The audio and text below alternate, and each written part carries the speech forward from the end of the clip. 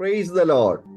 Aroma ടിവിയുടെ എല്ലാ മാന്യ പ്രേക്ഷകർക്കും വേഗം വരുന്ന കർത്താവായ യേശുക്രിസ്തുവിന്റെ നാമത്തിൽ വന്ദനത്തെയും സ്വാഗതത്തെയും അറിയിക്കുന്നു. അനുഗ്രഹീതമായ ജീവിതത്തിലെ നല്ല അനുഭവങ്ങളും ഓർമ്മക്കുറിപ്പുകളുമായി അരോമ ടിവിയുടെ പ്രേക്ഷകരോടൊപ്പം ഇന്ന് സമയം ചിലവഴിക്കുന്നതിന് നമ്മോടൊപ്പം ജോയിൻ ചെയ്തിരിക്കുന്നത് കർത്താവിന്റെ ദാസൻ തോമസ് ആന്റണി അവറുകളാണ്.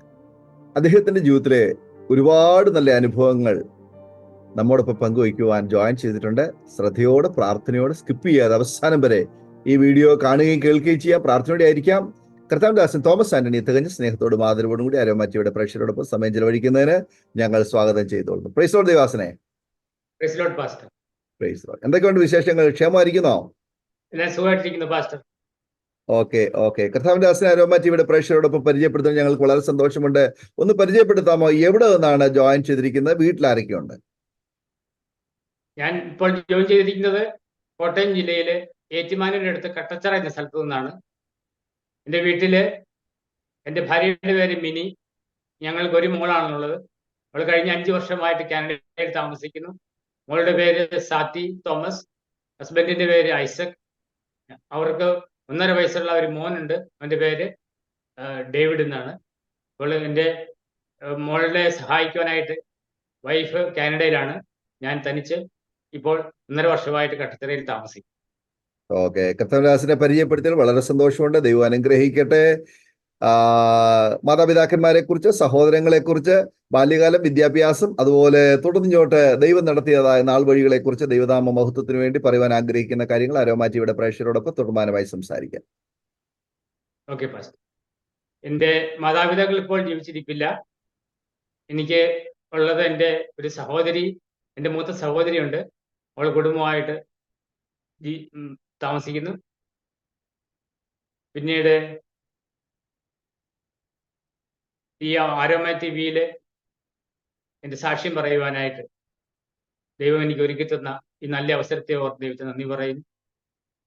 അരോമ ടിവിയിലൂടെ എൻ്റെ സാക്ഷ്യത്തെ പങ്കുവെക്കുവാനായിട്ട് ഈ പ്ലാറ്റ്ഫോമിൽ എനിക്ക് ചെയ്തു തന്ന എല്ലാ സഹായങ്ങൾക്കും പാസ്റ്റർ ദാനിയേലിനോടും കുടുംബത്തോടും ഇതിന്റെ ക്രൂവിനോടും ദയമായി നന്ദി പറയുന്നു.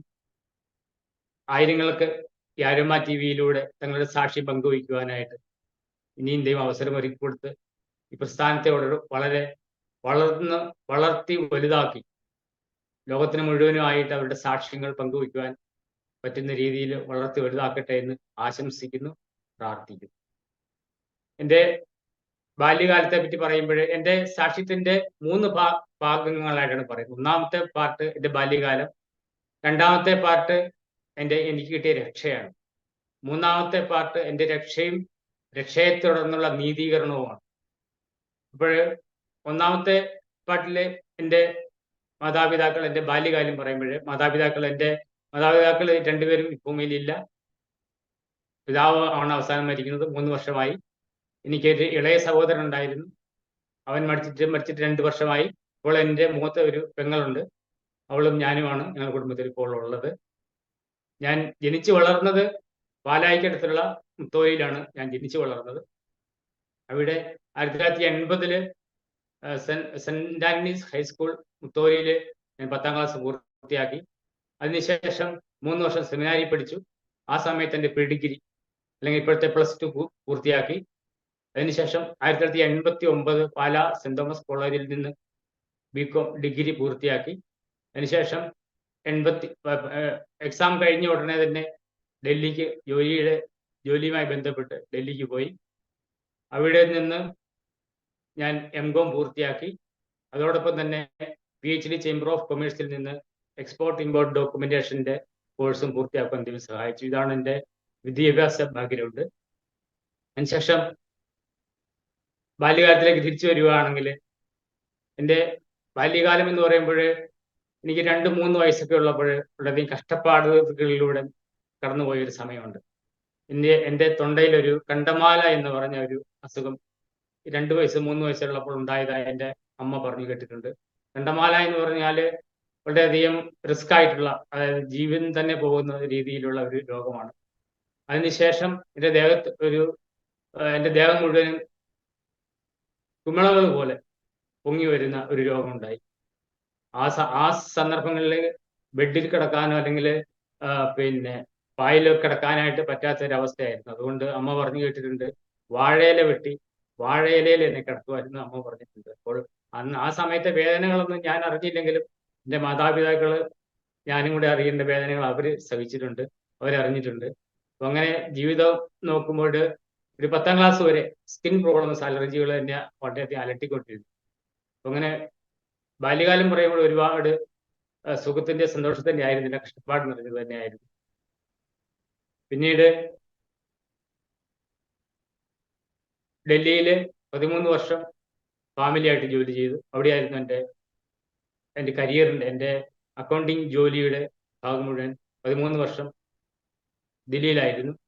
അവിടെ നിന്നും ഖത്തറിലും സൗദി അറേബ്യയിലും പോകാൻ ദൈവം എനിക്ക് സഹായിച്ചു. എൻ്റെ ഈ വിശ്വാസ ജീവിതത്തിലേക്ക് വരുവാനായിട്ട് ആദ്യകാലങ്ങളിൽ ഞാൻ ബാല്യകാലത്തിൽ ഞങ്ങളുടെ പള്ളി തൊട്ടടുത്താണ്, വീടിന് തൊട്ടടുത്ത് തന്നെയാണ് പള്ളിയുള്ളത്. അപ്പോൾ വെള്ളി, ശനി, ഞായർ ദിവസങ്ങളിലെല്ലാം പള്ളിയിൽ പോകും, കുർബാനയ്ക്ക് കൂടും. എല്ലാ ഞായറാഴ്ചയും പോകും. എല്ലാ ദിവസങ്ങളും ആരെങ്കിലും കുർബാനയ്ക്ക് കൂടാൻ വന്നിട്ടില്ലെങ്കിൽ എന്നെയാണ്. അങ്ങനെ പള്ളിയുമായിട്ട് വളരെ ആധ്യാത്മികമായിട്ട് അടുത്തുള്ള ഒരു ജീവിതമായിരുന്നു. വീട്ടിലെ കുടുംബ പ്രാർത്ഥന എല്ലാം ഉണ്ടായിരുന്നു. ഭക്തിപരമായിട്ട് തന്നെയാണ് പോയത്. പക്ഷേ ഡിഗ്രി ഒക്കെ ആയി കഴിഞ്ഞപ്പോഴത്തേക്കും, ബൈബിൾ വായിച്ചു കഴിയുമ്പോഴേക്കും എനിക്ക് ഒരു ചിന്ത എൻ്റെ മനസ്സിൽ വന്നത്, യേശു എന്ന് പറഞ്ഞു കഴിഞ്ഞാൽ അത് ഇസ്രായേലിന്റെ ദൈവം. ഈ ഇന്ത്യയിൽ, കേരളത്തിൽ താമസിക്കുന്ന എനിക്ക് യേശുവായിട്ട് എന്ത് ബന്ധം? കാരണം പഴയ നിയമം വായിക്കുമ്പോഴെല്ലാം ഇസ്രായേലിന്റെ ദൈവം, അല്ലെങ്കിൽ ഈ ഇസ്രായേലിന്റെ ദൈവം ഇസ്രായേലിനെ സംരക്ഷിക്കാൻ വേണ്ടി ചെയ്ത വീര യോദ്ധാക്കന്മാരുടെ കഥകളൊക്കെ, അതായത് തോബിത്ത്, യൂദിത്ത്, അല്ലെങ്കിൽ മക്കബായര്, ഇതൊക്കെ വായിച്ചു കഴിയുമ്പോൾ എനിക്ക് തോന്നുന്നത്, കാരണം ഞാൻ ഒരു RC ബാക്ക്ഗ്രൗണ്ടിലാണ് ജനിച്ചത്, റോമൻ കാത്തലിക് ബാക്ക്ഗ്രൗണ്ടിലാണ് ജനിച്ചു വളർന്നത്. അപ്പോൾ ഈ POC ബൈബിളും ഓശാന ബൈബിളുമാണ് ഞങ്ങളുടെ വീട്ടിലുള്ളത്. അപ്പോൾ ഇപ്പോഴാണ് എനിക്ക് ഈ ബൈബിളിന്റെ അപ്പോക്രിഫ പുസ്തകങ്ങളെ പറ്റിയൊക്കെ എനിക്ക് മനസ്സിലാകുന്നത്. പക്ഷെ ആ കാലത്ത് എനിക്കിതറിയത്തില്ല. ഞാൻ ഈ യഹോവയായ ദൈവം എൻ്റെ ദൈവമല്ല, അല്ലെങ്കിൽ ഇസ്രായേലിന്റെ ദൈവത്തെ ഞാൻ എന്തിനാ എൻ്റെ ദൈവമായിട്ട് കണക്കാക്കും എന്നുള്ള ചിന്തയിലായിരുന്നു എൻ്റെ ജീവിതം. പക്ഷെ ചെറുപ്പകാലത്ത് ഞാൻ മാതാവിന്റെ അതിഭക്തനായിരുന്നു. എൻ്റെ ഒരു ആന്റി കൊല്ലത്ത് ശക്തികുളങ്ങര എന്ന സ്ഥലത്ത് ഒരു മഠത്തിലെ കന്യാസ്ത്രീയായി ജീവിക്കുന്ന സമയത്ത് ഞാൻ പുള്ളിക്കാരത്തെ കാണാൻ ചെന്നപ്പോൾ എനിക്കൊരു മാതാവിന്റെ ഒരു പ്രതിമ തോന്നി. ഒരു ക്രീം കളറുള്ള ഒരു പ്രതിമ. ഈ പ്രതിമ എൻ്റെ പോക്കറ്റിലിട്ട് ഞാൻ എവിടെ പോയാലും ഈ പ്രതിമ കൊണ്ടാണ് പോകുന്നത്. വീട്ടിൽ വരുമ്പോൾ ഞാനൊരു സ്ഥലത്ത് വെച്ച് പ്രത്യേകം പ്രാർത്ഥിക്കുകയും മാതാവിന്റെ വലിയൊരു ഭക്തനായിട്ട് ഉള്ള ഒരു ബാല്യകാലമായിരുന്നു എൻ്റെത്.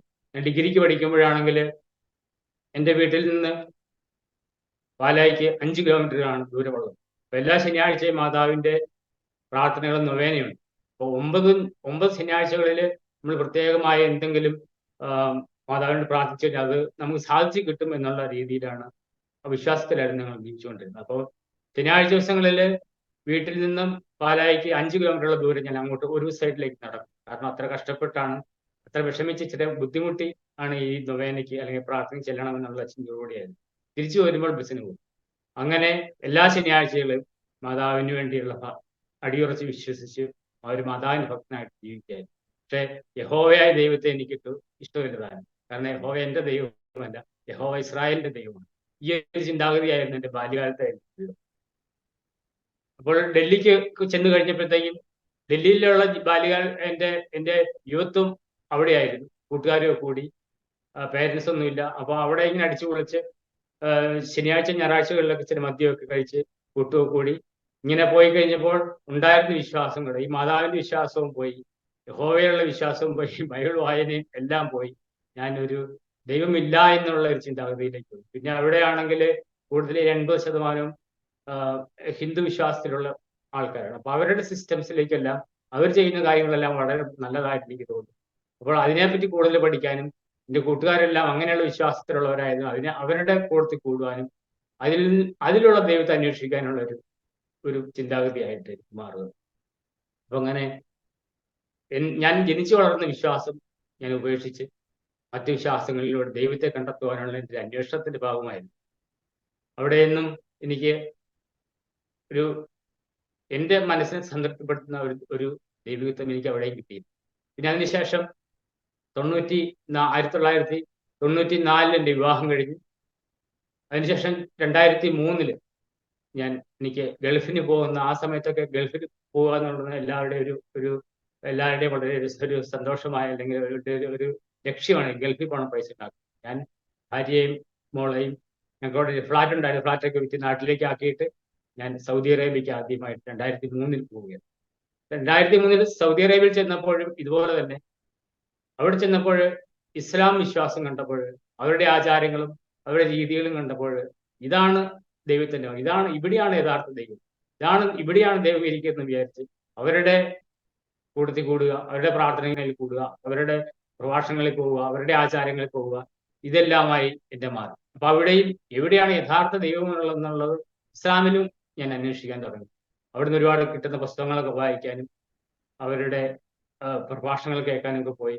ഇത് തന്നെ ആയിരിക്കും യഥാർത്ഥ ദൈവം, ഇതാണ് യഥാർത്ഥ മതം എന്നുള്ള ഒരു ചിന്തയിൽ ഞാൻ നടന്നു. അതിനുശേഷം 4 വർഷങ്ങൾക്ക് ശേഷം ഞാൻ നാട്ടിൽ വന്നു, സൗദി അറേബ്യയിൽ നിന്ന് വന്നു. അതിനുശേഷം 6-7 മാസം കഴിഞ്ഞപ്പോൾ ഞാൻ ഖത്തറിന് പോവുകയാണ്. ഖത്തറിന് പോയി കഴിഞ്ഞപ്പോൾ സൗദി അറേബ്യയിൽ കൂടുതലും അറബികളാണ് കൂട്ടുകാരുണ്ട്, മലയാളികൾ വളരെ കുറവ്. യമനികളും അങ്ങനെയുള്ളവരുടെ കൂട്ടത്തിലായിരുന്നു, അവരോട് താമസവും എല്ലാവരും. പക്ഷെ ഖത്തറിൽ ചെന്ന് കഴിഞ്ഞപ്പോഴത്തേക്കും മലയാളിയുടെ കമ്പനിയായിരുന്നു, സ്റ്റാഫ് എല്ലാം മലയാളികളായി. അപ്പൊ എൻ്റെ റൂംമേറ്റ് ഇസ്ലാം വിശ്വാസികളായിട്ടുള്ള റൂംമേറ്റുകളായിരുന്നു. അപ്പോൾ അവരുടെ കൂട്ടത്തിൽ കൂടി അവരുടെ പുസ്തകങ്ങളും വായിക്കുക, അവർ പറയുന്ന കാര്യങ്ങൾ കേൾക്കുക, അവരുടെ പള്ളിയിൽ പോവുക, പ്രാർത്ഥിക്കുക, ഇതെല്ലാം അവരുടെ നോയമ്പിൽ ഒരു 20 നോയമ്പ് വരെയൊക്കെ ഞാൻ കൂടിയിട്ടുണ്ട്. അപ്പൊ ഖത്തറിൽ ചെന്നപ്പോൾ ഒന്നുകൂടി എൻ്റെ വിശ്വാസം ഇസ്ലാമിലേക്ക് ഒന്നുകൂടെ വ്യാപിക്കുകയാണ്. ഇസ്ലാമാണ് യഥാർത്ഥ ദൈവമെന്നും അള്ളാഹുവാണ് യഥാർത്ഥ ദൈവം എന്നുള്ള ചിന്ത എൻ്റെ മനസ്സിലേക്ക് വന്നു. അപ്പോൾ വളരെയധികം ഒരു 4000-5000 രൂപയുടെ പുസ്തകങ്ങളൊക്കെ ഞാൻ മേടിച്ച് വായിക്കാൻ തുടങ്ങി, ഖുറാനൊക്കെ വായിക്കാൻ തുടങ്ങി. അങ്ങനെ ഒരു 90-95% ഞാനൊരു മുസ്ലിമായി തീരുവാണ് ഖത്തറിൽ വെച്ച്. അപ്പൊ അതിനുശേഷം അവിടെ 1.5 വർഷം കഴിഞ്ഞിട്ട് ഞാൻ നാട്ടിലേക്ക് വന്നു. നാട്ടിലേക്ക് വന്നു കഴിയുമ്പോൾ ഇപ്പൊ ഞാൻ വെളുപ്പിനെയൊക്കെ എഴുന്നേറ്റ് മുസ്ലിങ്ങൾ പ്രാർത്ഥിക്കുമായിരുന്നു, ഞാൻ നിസ്കരിക്കുമായിരുന്നു. പിന്നെ മോളോട് പറയും, അവിടുന്ന് കിട്ടിയ എൻ്റെ ക്ലാസ് അനുസരിച്ച് മോളോട് പറയും, യേശു ദൈവപുത്രനല്ല, ദൈവമല്ല, ഒരു പ്രവാചകൻ മാത്രം. ദൈവത്തിന് എങ്ങനെ മക്കളുണ്ടാവും? ഇങ്ങനെയുള്ള ചോദ്യങ്ങളൊക്കെ എൻ്റെ ഇസ്ലാം സുഹൃത്തുക്കളിൽ നിന്ന് കിട്ടുമ്പോൾ എനിക്ക് അതിനുള്ള ഉത്തരം പറയാൻ, കാരണം ഞാൻ 10ാം ക്ലാസ് വരെ തട്ടിമുട്ടി വേദപാഠം പഠിച്ചു. ബൈബിൾ എന്തെന്ന് പറഞ്ഞാൽ എനിക്കറിയില്ല. ആകപ്പാടെ വായിച്ചപ്പോഴിങ്ങനെ ഈ യഹോവ എന്ന ദൈവത്തെ വേണം എനിക്ക് പരിചയപ്പെടാൻ പറ്റുന്നത്. അത് ഇസ്രായേലിന്റെ ദൈവമാണ്. ഇവരുടെ ചോദ്യങ്ങൾക്ക് മുമ്പിലൊന്നും എനിക്ക് ഉത്തരം പറയാനില്ല. യേശു ദൈവത്തിന് എങ്ങനെയാണ് പുത്രൻ ഉണ്ടാകുന്നത്? കല്യാണം കഴിക്കാതെ എങ്ങനെയാണ് പുത്രൻ ഉണ്ടാകുന്നത്? ഇങ്ങനെയൊക്കെ ചോദിച്ചു കഴിയുമ്പോൾ നമുക്കൊന്നും പറയാം. പക്ഷെ ഇന്നാണെങ്കിൽ എനിക്ക് പറയാൻ പറ്റും, ദൈവം എന്ന് പറയുന്നത് ഒരു മനുഷ്യന്റെ സങ്കല്പമല്ല. ദൈവം എന്ന് പറഞ്ഞാൽ ആത്മാവാണ്. ആത്മാവിന് ഭാര്യയുടെയോ ഒന്നും ആവശ്യമില്ല. ദൈവത്തിന് ഇഷ്ടമുള്ള കാര്യങ്ങൾ ആത്മാവായി ദൈവത്തിന് ചെയ്യാൻ സാധിക്കും എന്ന് ഇന്നെനിക്ക് പറയാൻ പറ്റും. അന്ന് എനിക്ക് പറയാൻ പറ്റാതെ ഞാൻ എൻ്റെ വിശ്വാസം അടിയറവ് പറഞ്ഞു. വീട്ടിൽ വന്നു കഴിഞ്ഞപ്പോഴത്തേക്കും എൻ്റെ മോളെ പോലും ഞാൻ ഈ വിശ്വാസത്തിൽ നിന്ന് യേശു ദൈവമല്ല എന്ന് പഠിപ്പിക്കാനുള്ള ഒരു അവസ്ഥ വന്നു. അങ്ങനെ വന്നപ്പോഴേക്കും കുറച്ച് കഴിഞ്ഞപ്പോഴത്തേക്കും വീട്ടിൽ പ്രശ്നങ്ങളായി, വഴക്കുകളായി. ഞങ്ങൾ തമ്മിൽ കണ്ടു കഴിഞ്ഞാൽ, പുറത്തിറങ്ങി കഴിഞ്ഞാൽ പ്രശ്നമില്ല, വീട്ടിനകത്ത് കയറി കഴിഞ്ഞാൽ ഞങ്ങൾക്ക് സമാധാനമില്ലാത്ത അവസ്ഥ. അപ്പൊ വീട്ടിലെ സമാധാനം പോയി, സന്തോഷം പോയി. അപ്പോൾ വീണ്ടും ഞാൻ എങ്ങനെയെങ്കിലും ഗൾഫിൽ പോവാം, ഒന്നുകൂടെ പോവാം, കയ്യിലുള്ള പൈസയൊക്കെ തീർന്നു, വീട്ടിൽ നിന്നിട്ട് സുഖമില്ല. അപ്പോൾ 2ാമത് ഖത്തറിൽ പോകാനുള്ള ഒരു തീരുമാനത്തിലാണ്. അപ്പോഴാണ് എൻ്റെ ഒരു കസിന് ഖത്തറിലെ കമ്പനിയുണ്ട്. ആ കസിനോട് പറഞ്ഞു, നീ ഖത്തറിലേക്ക് പോവാം. അങ്ങനെ ഞാൻ ഖത്തറിലേക്ക് പോവുകയാണ്. 2ാമത് ഞാൻ ഖത്തറിലേക്ക് പോവുകയാണ്. അപ്പോൾ വീട്ടിൽ നിന്ന് പോകുമ്പോൾ വീട്ടിൽ പ്രശ്നങ്ങളുണ്ട്. ഈ പ്രശ്നങ്ങളിൽ നിന്നെല്ലാം ഒരു ഒളിച്ചോട്ടമായിട്ടാണ് ഞാൻ ഖത്തറിലേക്ക് പോകുന്നത്. ഇവിടെ മുതലാണ് എൻ്റെ സാക്ഷ്യം ആരംഭിക്കുന്നത്. അതിന് മുമ്പായിട്ട് ഞാൻ അല്പം കൂടി പുറകോട്ട് പോവുകയാണെങ്കിൽ, ഡൽഹിയിൽ ഞാൻ താമസിക്കുമ്പോൾ 1991 ഫ്രണ്ട്സിന്റെ കൂട്ടത്തിൽ ബാച്ചിലർ ലൈഫിൽ എനിക്കൊരു സംഭവം ഉണ്ടാകുന്നത്, എൻ്റെ വലത് കൈയുടെ ചൂണ്ടുവിരലിൽ തൊട്ട് താഴെയായിട്ട് ഒരു ചെറിയ മുഴയുണ്ടായി. മുഴ വലിയ മുഴയല്ല, ചെറിയ മുഴയാണ്, വേദനയൊന്നുമില്ല. തൊട്ട് കഴിഞ്ഞാൽ അതങ്ങോട്ട് മാറിപ്പോകുന്നതായിട്ടൊക്കെ തോന്നും, വേദനയൊന്നുമില്ല. ഇതൊരു ദിവസം രാത്രിക്ക് എനിക്കൊരു സ്വപ്നത്തിൽ ഒരു നരച്ച താടിയുള്ള, വലിയ താടിയും നരച്ച മുടിയുള്ള ഒരു അച്ഛന്മാരുടെ ലോഹ പോലുള്ള ഒരു വസ്ത്രമിട്ട് ഒരു പ്രായം ചെന്ന ഒരാൾ, ആ മനുഷ്യൻ എന്നോട് പറയാണ്, നിന്റെ കൈ നീട്ടാൻ പറഞ്ഞു, നിന്റെ മുഴയുള്ള കൈ നീട്ടാൻ പറഞ്ഞു. ഞാൻ മുഴയുള്ള കൈ നീട്ടി കൊടുത്തപ്പോൾ ഈ പ്രായമുള്ള ഈ വയോധികൻ തൻ്റെ ചൂണ്ടുവിരലുകൊണ്ട് എൻ്റെ ഈ മുഴയുള്ള ഭാഗത്തു. പിറ്റേ ദിവസം ഞാൻ നോക്കുമ്പോൾ എൻ്റെ കൈയുടെ മുഴയില്ല. പക്ഷെ എനിക്ക് ഇത് എന്താണെന്നോ എന്തെങ്കിലും സ്വപ്നം കണ്ട് എങ്ങനെയും മാറിപ്പോയതായിരിക്കും. പക്ഷെ ഞാനതിന് യാതൊരു വിലയും കൊടുത്തില്ല. വില കൊടുക്കാതെ തന്നെ അത് ഞാനങ്ങ് മറന്നുപോയി. അങ്ങനെ ഒരു ആദ്യമായൊരു ഇൻസിഡന്റ്, ഒരു ദൈവത്തിന് ടച്ച് എൻ്റെ ജീവിതത്തിൽ ഉണ്ടാകുന്നു. പക്ഷെ അത് തിരിച്ചറിയാനോ മനസ്സിലാക്കാനോ ഉള്ള കഴിവോ അല്ലെങ്കിൽ സാഹചര്യങ്ങളോ പഠിപ്പോ വിവരമോ ഒന്നും എനിക്കില്ലായിരുന്നു. 2011 ഞാൻ രണ്ടാമത് ഖത്തറിലേക്ക് പോകുന്നു. 2011 ഖത്തറിലേക്ക് പോകുന്നു. ഈ കസിൻ പറഞ്ഞിട്ടാണ് രണ്ടാമത് പോകുന്നത്. അവിടെ ചെന്ന് കഴിയുമ്പോൾ ഈ വീട്ടിലെ പ്രശ്നങ്ങളുണ്ട്. അത് ഒരു 6 മാസം കഴിഞ്ഞപ്പോൾ ഈ കസിനുമായിട്ട് എനിക്ക് ഒരു ഈഗോ പ്രശ്നമായി, ഈഗോ ക്ലാഷായി. എനിക്ക് അവനുമായിട്ട് അഡ്ജസ്റ്റ് ചെയ്യാൻ പറ്റാത്ത ഒരവസ്ഥ ഖത്തറിൽ വരും. അപ്പൊ അങ്ങനെ എനിക്ക് വീട്ടിലും പ്രശ്നമായി, ഖത്തറിൽ എനിക്ക് അവിടെ നിൽക്കാൻ പറ്റാതെ ജോലിയിലും പ്രശ്നങ്ങളായി. എനിക്ക് അവിടെ സമാധാനം നഷ്ടപ്പെട്ട അവസ്ഥയായി. അപ്പോൾ ഞാൻ വിചാരിച്ചു, എന്തായാലും ഖത്തറിലാകുമ്പോൾ എനിക്ക് തന്നെ ഭക്ഷണമൊക്കെ ഉണ്ടാക്കി കഴിക്കണം. ഭക്ഷണം തന്നെയൊക്കെ ഉണ്ടാക്കാനായിട്ടുള്ള കാര്യങ്ങൾ എനിക്ക് അറിയത്തില്ല. ഞാൻ ഉണ്ടാക്കി കഴിഞ്ഞാൽ ടേസ്റ്റ് ഇല്ല. എൻ്റെ ഭാര്യയാണെങ്കിൽ നന്നായിട്ട് കുക്ക് ചെയ്യും, ഭക്ഷണങ്ങളൊക്കെ നല്ല ടേസ്റ്റോട് കഴിക്കാൻ പറ്റും. അപ്പൊ ഞാൻ വിചാരിച്ചു നാട്ടിലേക്ക് പോരാമെന്നുള്ള ചിന്തയിൽ കസിനോട് പറഞ്ഞ് ഞാൻ നാട്ടിലേക്ക് പോരാനുള്ള കാര്യങ്ങളൊക്കെ അറേഞ്ച് ചെയ്യാനായിട്ട് തീരുമാനിക്കുകയാണ്. അപ്പോൾ ഭാര്യയോട് ഇങ്ങനെ വിളിച്ചു പറഞ്ഞു, ഞാൻ നാട്ടിലേക്ക് വരികയാണ്, ഇവിടെ എനിക്ക് ഒരു രക്ഷയില്ല. അപ്പോൾ വീട്ടിലെ പ്രശ്നങ്ങൾ ഭാര്യയ്ക്ക് അറിയാം. അപ്പൊ അവള് പറയാണ്, ഞാൻ വിളിച്ചപ്പോൾ പറയുന്നത്, അവിടെ തന്നെ നിന്നാ പോരെ, എന്തിനാണ് ഇങ്ങോട്ട് വരുന്നത്, ഞങ്ങൾ ഇവിടെ സുഖമായിട്ടാണ് ജീവിക്കുന്നത്. അപ്പൊ അവള് ഫോണ് മോളുടെ കയ്യിലും കൊടുത്തു. മോളും ഇത് തന്നെ ആവർത്തിച്ചു. അപ്പോൾ എനിക്ക് മനസ്സിലായി, എനിക്ക് അവിടെയും രക്ഷയില്ല, ഖത്തറിൽ നിൽക്കാൻ പറ്റുന്നില്ല, നാട്ടിലേക്കും വരാൻ പറ്റുന്നില്ല, എനിക്ക് അവിടെയില്ല ഇവിടെയില്ല എന്നുള്ളൊരവസ്ഥ. അതായത് ഹോശേയ പ്രവാചകന്റെ 2-ാമത്തെ അധ്യായം 13-ഉം 14-ഉം വാക്യത്തിൽ പറയുന്നത് പോലെ, എന്നെ വശീകരിച്ച് മരുഭൂമിയിൽ കൊണ്ടായി എന്നോട് ഹൃദ്യമായി സംസാരിക്കുന്ന ഒരു അവസരം ദൈവം ഒരുക്കിയതാണ്. പിന്നീടാണ് അന്നൊന്നും എനിക്ക് മനസ്സിലായില്ല. അന്ന് വീട്ടുകാരെയും കൂട്ടുകാരെയും ദൈവത്തെയൊക്കെ പഴിച്ച് ജീവിച്ചു. പക്ഷെ ഇന്ന് ദൈവത്തെ അറിഞ്ഞപ്പോൾ ദൈവം നടത്തിയ വഴികളാണ് എനിക്ക് മനസ്സിലായി. അങ്ങനെ വന്നപ്പോഴാണ് ഞാൻ തീരുമാനിക്കുകയാണ്, ഇനി എന്തിനു ഞാൻ ജീവിക്കണം. ഞാൻ എൻ്റെ ജീവിതത്തിൽ ഏറ്റവും കൂടുതൽ സ്നേഹിച്ച ഭാര്യയും മോളും പറയുന്നു, ഇങ്ങോട്ട് വരണ്ട. എൻ്റെ കസിൻ പറയുന്നു, കസിനുമായിട്ട് എനിക്ക് അഡ്ജസ്റ്റ് ചെയ്ത് പോകാൻ അവിടെയും സാധിക്കുന്നില്ല. ജോലിയിൽ പ്രശ്നങ്ങൾ, റൂമിൽ വന്നാൽ അവിടെയും പ്രശ്നങ്ങൾ, ഓഫീസിൽ പ്രശ്നങ്ങൾ. അപ്പോൾ ഞാൻ തീരുമാനിക്കുകയാണ്, ഇനി ജീവിച്ചിട്ട് യാതൊരു ആവശ്യവുമില്ല, ഒരു കാര്യവുമില്ല, ആർക്ക് വേണ്ടി ജീവിക്കാനാണ്, മരിച്ചു കളയാനുള്ള ചിന്തയും. അങ്ങനെ മരിക്കാനുള്ള, എങ്ങനെ മരിക്കാം, ഏത് രീതിയിൽ മരിക്കാം എന്നുള്ള ചിന്തയായി. അങ്ങനെയായി ഞാൻ മരുന്നിനെ പറ്റി, ഏറ്റവും പെട്ടെന്ന് മരിക്കുന്ന ഏറ്റവും നല്ല വിഷത്തെ പറ്റി അന്വേഷിച്ചു. കൂട്ടുകാർ വഴിയായിട്ട് അത് മനസ്സിലാക്കി. ഖത്തറിലൊക്കെ ഈ വിഷം കിട്ടുക എന്ന് പറഞ്ഞാൽ വലിയ ഈസി ആയിട്ട് അങ്ങനെ കിട്ടുന്നതല്ല. പക്ഷെ ഞാനത് സംഘടിപ്പിച്ചിട്ട് വെള്ളിയാഴ്ച സൗദിയാണ്. വെള്ളിയാഴ്ച ദിവസം എനിക്കൊരു ടൊയോട്ട പിക്കപ്പ് ഉണ്ട്. ആ പിക്കപ്പ് എടുത്ത് ഞാൻ അവിടുന്ന് വിഷമൊക്കെ പോക്കറ്റിലാക്കി പോകുന്ന വഴിക്ക് റാണിയുടെ ഒരു 100 ml ജ്യൂസ് ഉണ്ട്. അത് 100 ml ജ്യൂസ് മേടിച്ച് വണ്ടിയിൽ വെച്ച്, ആളൊഴിഞ്ഞ വെള്ളിയാഴ്ച ആയതുകൊണ്ട് അന്ന് രാവിലെ ഉച്ചയ്ക്ക് മുമ്പ് പാർക്കുകളെല്ലാം കാലിയായിരിക്കും. ഉച്ച കഴിഞ്ഞിട്ടേ പാർക്കിൽ ആൾക്കാർ വരികയുള്ളൂ. കാരണം വെള്ളിയാഴ്ച അവരുടെ പ്രാർത്ഥനയൊക്കെ കഴിഞ്ഞിട്ടാണ്. അപ്പൊ ആളൊഴിഞ്ഞ പാർക്ക് നോക്കി ഞാനിങ്ങനെ വണ്ടി ഓടിച്ച് ഒരു 1/2-മുക്കാൽ മണിക്കൂർ ഇങ്ങനെ നടന്നു. അത് കഴിഞ്ഞപ്പോൾ ആളൊഴിഞ്ഞ ഒരു ചെറിയ പാർക്ക് കിട്ടി. ആ പാർക്കിൽ ചെന്നു, വണ്ടി പാർക്ക് ചെയ്തു. ഞാൻ അതിന്റെ പുല്ലും പുറത്ത് പോയി ഇരുന്നു. ജ്യൂസും കയ്യിലുണ്ട്. പോക്കറ്റിൽ നിന്ന് ഞാൻ വിഷമെടുത്തിട്ട് ഞാൻ ഈ ജ്യൂസിനകത്ത് ഇത് കംപ്ലീറ്റ് ഇട്ടിട്ട് ഇത് കുലുക്കി മിക്സ് ചെയ്തിട്ട് ഒറ്റ വലിക്കാൻ കുടിച്ചു. കുടിച്ചപ്പോൾ തൊണ്ടയ്ക്ക് ഒരു ചെറിയൊരു ഇടയ്ക്ക് ഒരു ചെറിയൊരു വേദന പോലെ തോന്നി. ബാക്കി യാതൊരു പ്രശ്നങ്ങളും ഇല്ലായിരുന്നു. മുഴുവൻ കുടിച്ചു. മുഴുവൻ കുടിച്ചതിന് ശേഷം ഞാനിങ്ങനെ മരണത്തെ പ്രതീക്ഷിച്ച് ആ പുല്ലുംപുറത്ത് അങ്ങനെ ഇരിക്കുകയാണ്.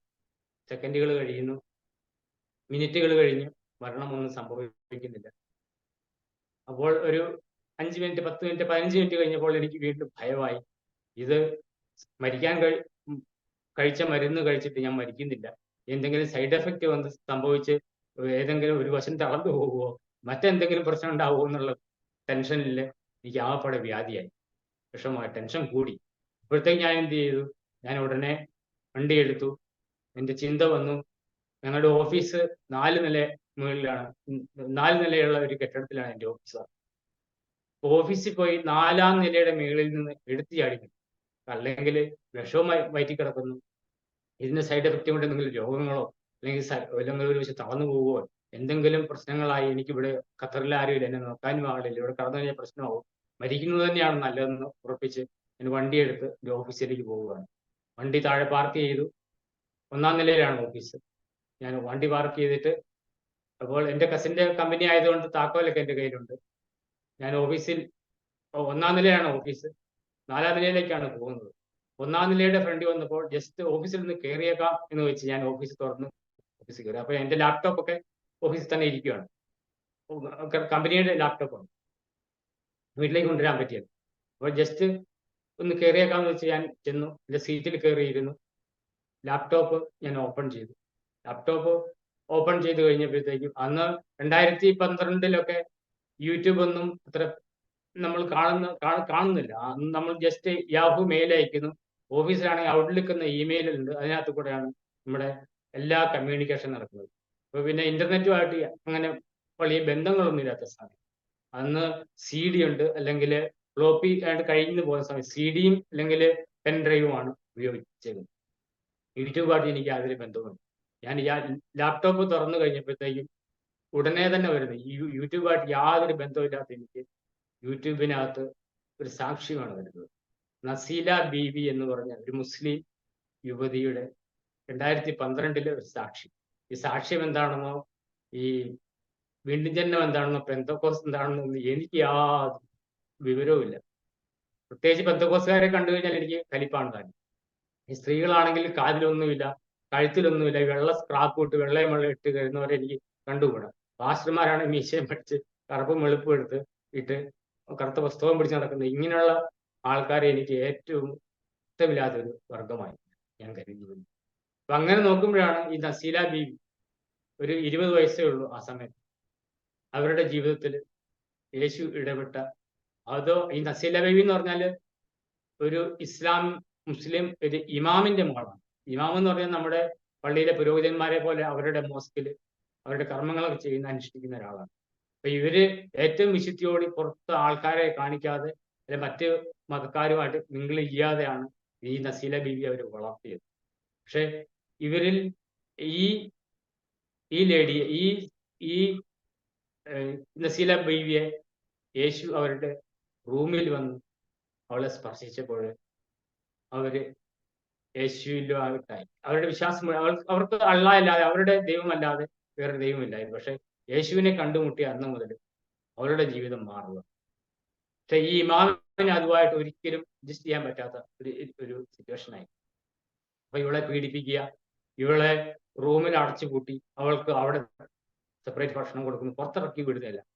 അവള് ഈ വിശ്വാസത്തിൽ നിന്ന് മാറാത്തത് കൊണ്ട് അവളെ കമ്പി പിടിക്കുക അടിക്കുന്നു, അവളുടെ മുഖത്തും പല്ലിനും എല്ലാം അടിക്കുന്നു, കൈയും കാലും ഒക്കെ തല്ലി ഓടിച്ച് അവളെ ചാക്കി കെട്ടി ഒരു പുഴയുടെ തീരത്ത് കൊണ്ടിടുന്നു. അവിടെ നിന്ന് അവളെ രക്ഷപ്പെടുത്ത് യേശുവിന് വേണ്ടി സാക്ഷ്യം വഹിക്കുന്ന വീരകഥയാണ്. ഒരു 2-2.5 മണിക്കൂർ നീണ്ടു നിന്ന ഒരു സാക്ഷ്യമായിരുന്നു. ഈ സാക്ഷ്യം ആദ്യമായിട്ടാണ് ഞാൻ ഇങ്ങനെ സാക്ഷ്യം കേൾക്കുന്നത്. സാക്ഷ്യം എന്താണെന്ന് നമുക്ക് അറിയുന്നത് ഒന്നാണ്. ഈ സാക്ഷ്യം കേട്ട് പകുതി മുക്കാലൊക്കെ ആയപ്പോഴത്തേക്കും എൻ്റെ കണ്ണ് നിറയാൻ തുടങ്ങി. എൻ്റെ കണ്ണ്, എനിക്ക് അതുവരെ ഞാൻ വളരെ സ്ട്രോങ് ആണ്, കരയാത്തൊരു മനുഷ്യനായി. ഈ സാക്ഷ്യം കേട്ട് കഴിഞ്ഞപ്പോഴത്തേക്കും ഞാൻ ഇരുന്ന മേശ മുഴുവനും കണ്ണുനീരും കൊണ്ട് നനഞ്ഞു. എനിക്കറിയത്തില്ല ഞാൻ എന്തിനാ കരയുന്നത്. അപ്പോഴാണ് ഞാൻ ബാല്യകാലത്ത് ചെയ്ത തെറ്റുകൾ ഞാൻ ന്യായീകരിച്ച, ഞാൻ എന്തെങ്കിലും തെറ്റ് ചെയ്താൽ ഞാൻ ദൈവത്തോട് പറയും, എൻ്റെ ദൈവം ഞാൻ ഇന്നത് കൊണ്ടാകട്ടോ ചെയ്തത്, ഇന്ന കാരണം കൊണ്ട് നിവൃത്തിയില്ലാതെ ചെയ്തു പോയാണെന്ന് ഞാൻ പറയും. പക്ഷെ ഇതൊന്നും ദൈവം ക്ഷമിച്ചിരുന്നില്ല. ഇതെല്ലാം എൻ്റെ ന്യായീകരണങ്ങളാണെന്ന് അന്ന് എനിക്ക് മനസ്സിലായി. ഞാൻ ചെറുപ്പം മുതലേ ചെയ്ത തെറ്റുകൾ, ഞാൻ പാപിയാണ് എന്നുള്ളൊരു ഒരു ബോധം എനിക്കുണ്ടായി. എൻ്റെ കണ്ണിൽ നിന്ന് കരഞ്ഞ് കരഞ്ഞ് കരഞ്ഞ് കരഞ്ഞ് അവിടെ ഏതാണ്ട് ഉച്ചവരെ ഞാൻ അവിടെ ഇരുന്നു. അപ്പൊ അങ്ങനെ ഇരുന്ന് കഴിഞ്ഞപ്പോഴത്തേക്ക് എൻ്റെ മരിക്കണം എന്നുള്ള എൻ്റെ ചിന്തയെല്ലാം മാറി. 4-ാം നിലയിലേക്ക് പോകണ്ട എന്നുള്ള ചിന്ത വന്നു. ഞാൻ വേറൊരു മനുഷ്യനായിട്ട്, സോഫ്റ്റ് ആയിട്ടുള്ള ഒരു ഹൃദയമായിട്ട്, ഭാരമില്ലാത്ത ഒരു ഹൃദയമായിട്ട്, സോഫ്റ്റ് ആയിട്ട് ഞാൻ ഓഫീസ് കൂട്ടി നേരെ റൂമിലേക്ക് പോവുകയാണ്. അവിടെ ചെന്ന് കഴിഞ്ഞ് അതിനുശേഷം എൻ്റെ കസിനോടുള്ള ബന്ധങ്ങൾ എല്ലാം നേരെയാവുന്നു. എനിക്ക് ക്ഷമിക്കാനും പൊറുക്കാനും എല്ലാം സാധിക്കുന്നു. എൻ്റെ ഈഗോ എല്ലാം മാറും. കാരണം ഞാനൊന്നുമല്ല, ഞാൻ വെറും പാപിയായ ഒരു മനുഷ്യനാണ് എന്നുള്ള ചിന്ത, എൻ്റെ തെറ്റുകൾ ഓർത്ത് എനിക്ക് ആപ്പാട് വിഷമങ്ങളെല്ലാം വന്നു. എൻ്റെ അത്രയും വലിയ പാപിയില്ല എന്നുള്ള ചിന്ത വന്നു. പിന്നെ ഞാൻ മറ്റുള്ളവരെ വിധിക്കാൻ എങ്ങനെയാണ്? ഞാൻ എങ്ങനെ എൻ്റെ കസിനെ വിധിക്കുന്നു? എൻ്റെ വീട്ടുകാരെ ഞാൻ എങ്ങനെ വിധിക്കും? ഞാൻ പാപിയാണ്. ഈ പാപത്തിൽ നിന്ന് എന്നെ ആര് വിടിവിക്കും? ഞാൻ എങ്ങനെ രക്ഷ കിട്ടും എന്നുള്ള ചിന്തയാണ് പിന്നീട് എനിക്ക് വരുന്നത്. അങ്ങനെ ഞാൻ 3 മാസത്തിന് ശേഷം അവനുമായിട്ടുള്ള റിലേഷൻസ് ഒക്കെ ഒരുവിധം നോർമലാക്കി ഞാൻ നാട്ടിലേക്ക് പോരുകയാണ്. ഞാൻ നാട്ടിലേക്ക് വന്നു. നാട്ടിൽ വന്നു കഴിഞ്ഞ് 3 മാസം കഴിഞ്ഞപ്പോൾ എനിക്ക് ജോലിയായി. കോട്ടയത്തെ തെള്ളകത്ത് നിസാൻ കാർ ഷോറൂമിന്റെ അക്കൗണ്ട്സ് മാനേജറായിട്ട് ഞാൻ ഇവിടെ 2013 ജോയിൻ ചെയ്തു. അപ്പോൾ ഇവിടെ ഈ ഒരു നിസാൻ ഷോറൂമിന്റെ ഈ അക്കൗണ്ടിങ് ജോബൊക്കെ ഒരു പുതിയ ജോലിയാണ്. കാരണം ഖത്തറിൽ ടാക്സ് ഇല്ല, അക്കൗണ്ടിങ് ജോബൊക്കെ വളരെ ഈസിയാണ്. 3-4 മണിക്കൂർ കൊണ്ട് ജോബെല്ലാം ചെയ്തു തീർക്കാൻ പറ്റും. പക്ഷേ കേരളത്തിലല്ല, ഇന്ത്യയിൽ വളരെ സിസ്റ്റം വ്യത്യാസമാണ്. കാരണം വാറ്റ് ഉണ്ട്, ടാക്സുകളും ആ സമയത്ത് വാറ്റിന്റെ സിസ്റ്റം ഉണ്ട്.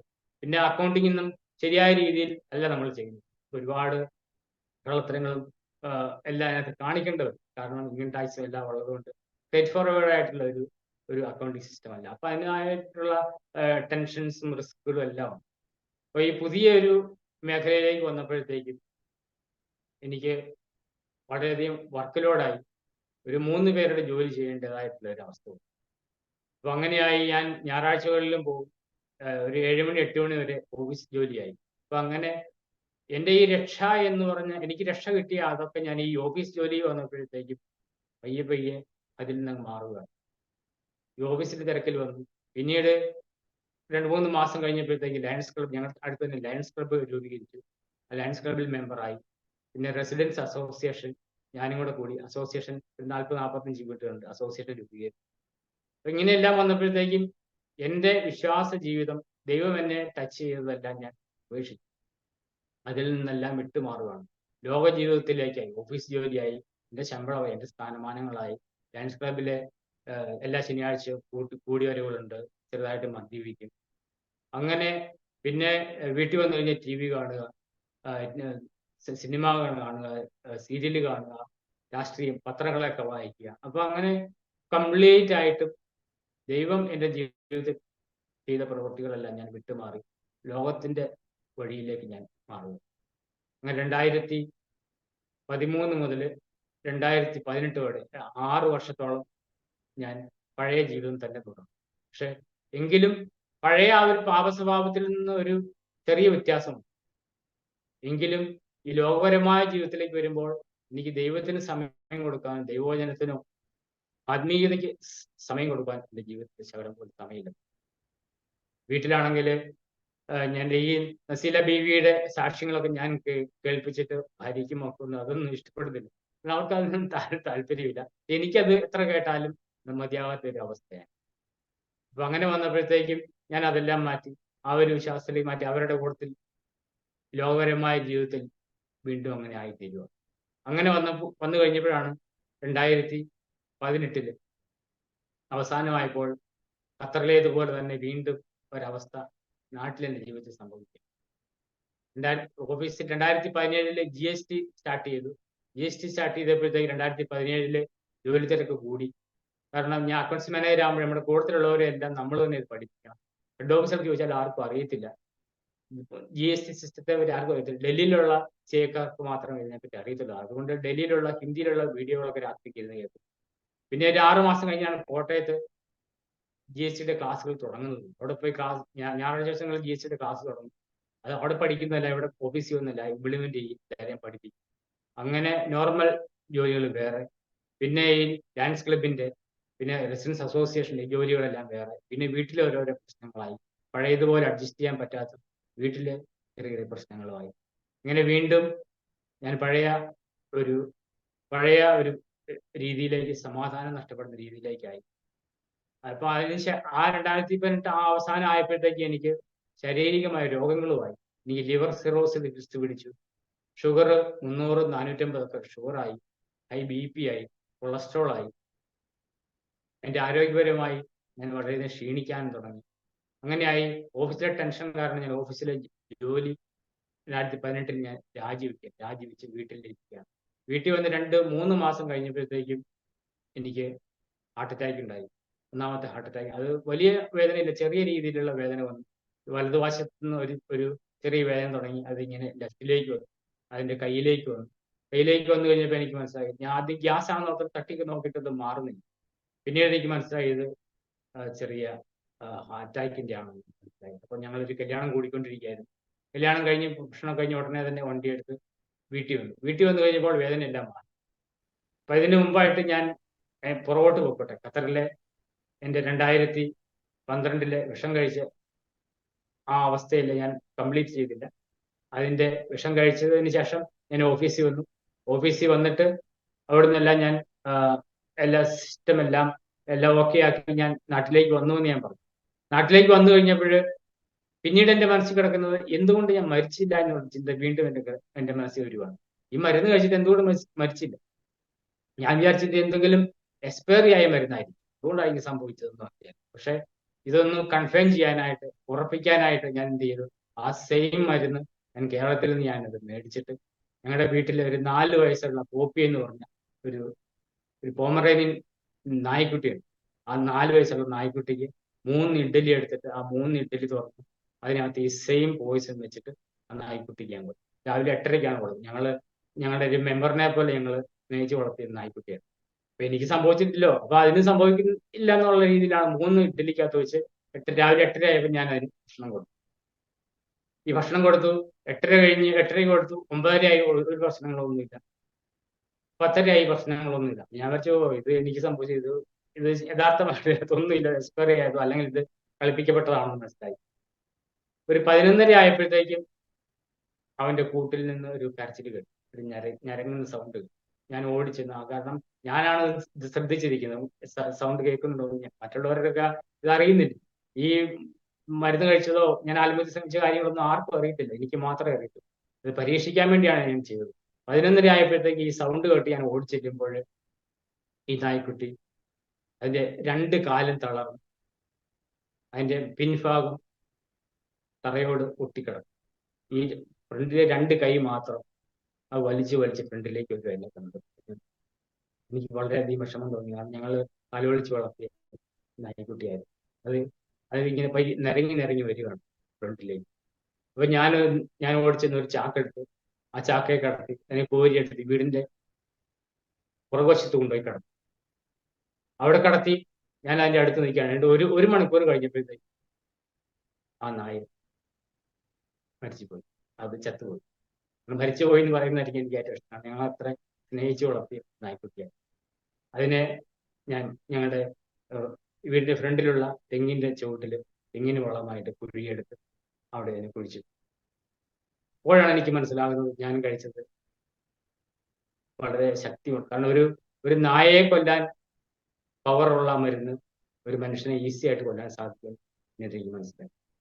അപ്പോൾ ഇത് ഇങ്ങനെ മനസ്സിന്റെ അടിയിൽ എവിടെയോ കിടപ്പുണ്ട് ഈ ചിന്ത.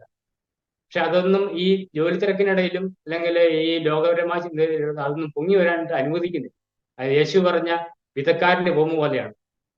മുള്ളിനിടയിൽ വീണ ഒരു വിത്ത് പോലെ ആയിരുന്നു ഈ ദൈവത്തിന്റെ സാക്ഷി. ഈ ദൈവത്തിന്റെ ഇടപെടലിൽ എൻ്റെ ഈ ലോക ജീവിതത്തില് മുള്ളുകളെല്ലാം കൂടെ വന്ന് ഈ ദൈവജനത്തെ ഞെരുക്കി കളഞ്ഞതുപോലെ ദൈവം ഇടപെട്ട ഈ ദൈവപ്രവൃത്തിയെ എൻ്റെ ഈ ലോക ജീവിതവും ഓഫീസിൽ തിരക്കുകളും ഡാൻസ് ക്ലബും എല്ലാം കാരണം ഞെരുക്കി അതില്ലാതാക്കി. പക്ഷെ അത് 2018 ഈ ദൈവവചനം തന്നെ, ദൈവം ഒരിക്കലും ദൈവം കണ്ടവനെ ഒരിക്കലും കൈവിടില്ല. ദൈവം ഉപേക്ഷിക്കുന്നവനല്ല, വാക്ക് മാറാത്തവനാണെന്ന് എനിക്ക് 2018 എനിക്ക് മനസ്സിലാവും. എന്നെ തകർത്ത് എൻ്റെ ശരീരത്തിൽ രോഗങ്ങളായി എൻ്റെ ഓഫീസിലെ തിരക്കുകളെല്ലാം വിടാനായിട്ട് ഓഫീസിൽ നിന്ന് റിസൈൻ ചെയ്യിപ്പിച്ചു. എനിക്ക് ഹാർട്ട് അറ്റാക്ക് വന്നു. അറ്റാക്ക് വന്നു കഴിഞ്ഞ് ആദ്യത്തെ അറ്റാക്ക് വളരെ ചെറുതായിരുന്നു.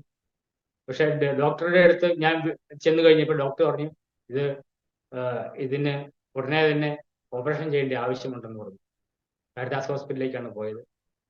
ഉടനെ ബൈപ്പാസ് സർജറി വേണം, ആവശ്യമുണ്ടെന്ന് പറഞ്ഞു. പക്ഷെ ഞാൻ ഒരു ദിവസം അവിടെ അഡ്മിറ്റ് ആയി. പിറ്റേ ദിവസം ഞാൻ പറഞ്ഞു, കാരണം എൻ്റെ മോളുടെ കല്യാണം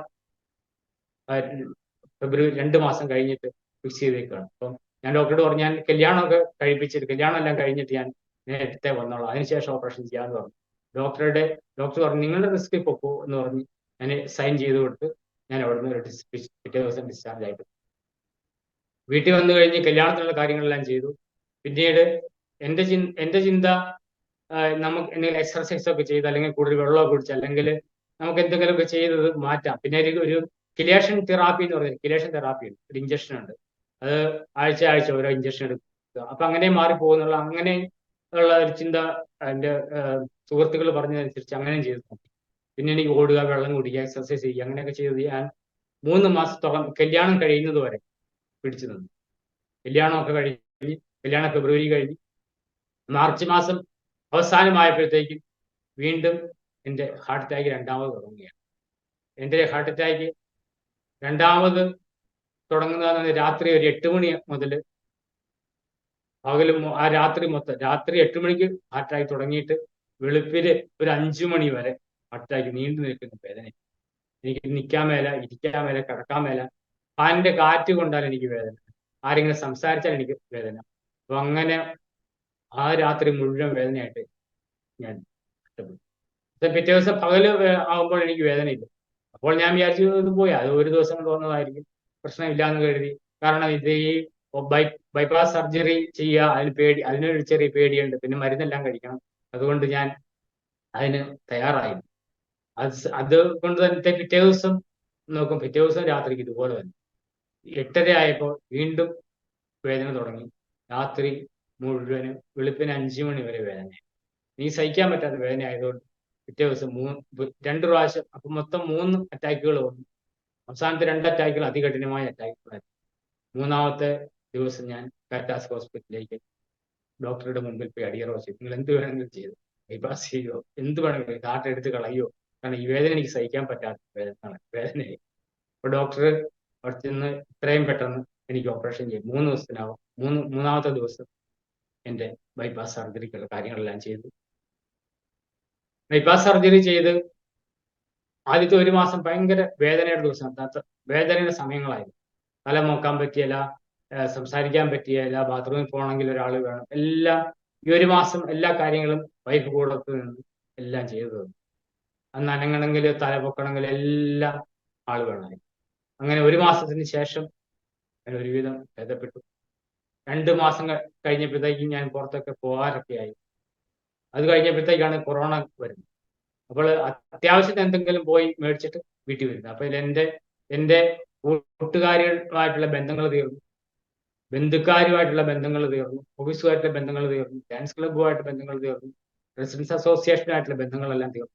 ഞാനൊരു മുറിയിൽ ഏകാന്തമായിട്ടുള്ള ജീവിതമാവും. കാരണം കൊറോണ വന്നതോടുകൂടി എല്ലാം പൂർത്തിയായി. എനിക്ക് തോന്നുന്നത് കൊറോണ എന്നെ രക്ഷിക്കാൻ വേണ്ടി ദൈവം അയച്ചതാണെന്നാണ് എനിക്ക് തോന്നുന്നത്. കാരണം ഈ കൊറോണ കാരണം എനിക്ക് പുറത്തിറങ്ങാൻ പറ്റാത്ത അവസ്ഥയിലായി. അപ്പോഴാണ് എൻ്റെ ജീവിതത്തെ പറ്റി ഞാൻ വീണ്ടും ചിന്തിച്ചു. രോഗം തളർത്തിയ ശരീരം, 12 ഗുളികകളോളം എനിക്ക് ഒരു ദിവസം കഴിക്കേണ്ട ആവശ്യം വന്നു. ഷുഗറും പ്രഷറും എല്ലാം, അതായത് ഇൻസുലിൻ, എനിക്ക് 2 പ്രാവശ്യം ഇൻസുലിൻ എടുക്കേണ്ടത്. ഷുഗർ അതുപോലെ ഹൈ ആണ്. രാവിലെയുമായിട്ടും ഇൻസുലിൻ എടുക്കണം. അതിന് പുറമെ ഗുളികയുണ്ട്. 1 ഗുളിക ഷുഗറിന്, 2 ഇൻസുലിന്, രാവിലെയുമായിട്ടും ഇൻസുലിൻ ഉണ്ട്. പിന്നെ BP-ക്കുള്ള ഉള്ള മരുന്ന്, പിന്നെ ഹാർട്ടിനുള്ള ഗുളിക, അങ്ങനെ 12 ഗുളികയോളം ഒരു ദിവസം കഴിക്കേണ്ട അവസ്ഥ. അപ്പോഴേക്കാണ് എനിക്ക് ശരിയായ ബോധോദയം വന്നത്. ഈ ദൈവത്തെ ഞാൻ മറന്നുപോയത്. ഇത് എന്തുകൊണ്ട് നമ്മൾ വീണ്ടും ദൈവത്തിലേക്ക് എത്താൻ പറ്റുന്നില്ല? തിരിച്ചു പോകാനുള്ള തീരുമാനങ്ങൾ അവിടുന്ന് എടുക്കുകയാണ്. അവിടുന്ന് പിന്നെ എനിക്ക് ബൈബിള് വായിക്കണം എന്നുള്ള അതിയായ ചിന്തയാണ്. ഇപ്പൊ രാവിലെ ഒക്കെ വെളുപ്പിന് എഴുന്നേറ്റ് 4 മണിയാകുമ്പോൾ എഴുന്നേറ്റ് ബൈബിള് വായിക്കും.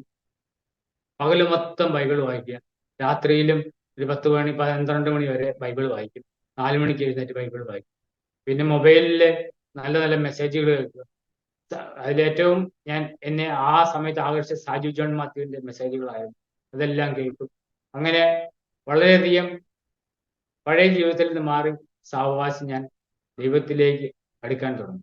ഈ കോവിഡും ഈ ഹാർട്ട് അറ്റാക്കും ഈ ഗുളികളും എല്ലാം കൂടി ആയപ്പോഴത്തേക്ക് മറ്റുള്ള ലോകപരമായിട്ടുള്ള എല്ലാ ബന്ധങ്ങളും അതിനകത്ത് വിട്ടുമാറിയിട്ട് ഞാൻ ദൈവവചനമായിട്ട് എടുക്കുകയാണ്. ദൈവത്തിന്റെ വചനമാകുന്ന പാല് കുടിച്ചാണ് പിന്നീടുള്ള എൻ്റെ വളർച്ച.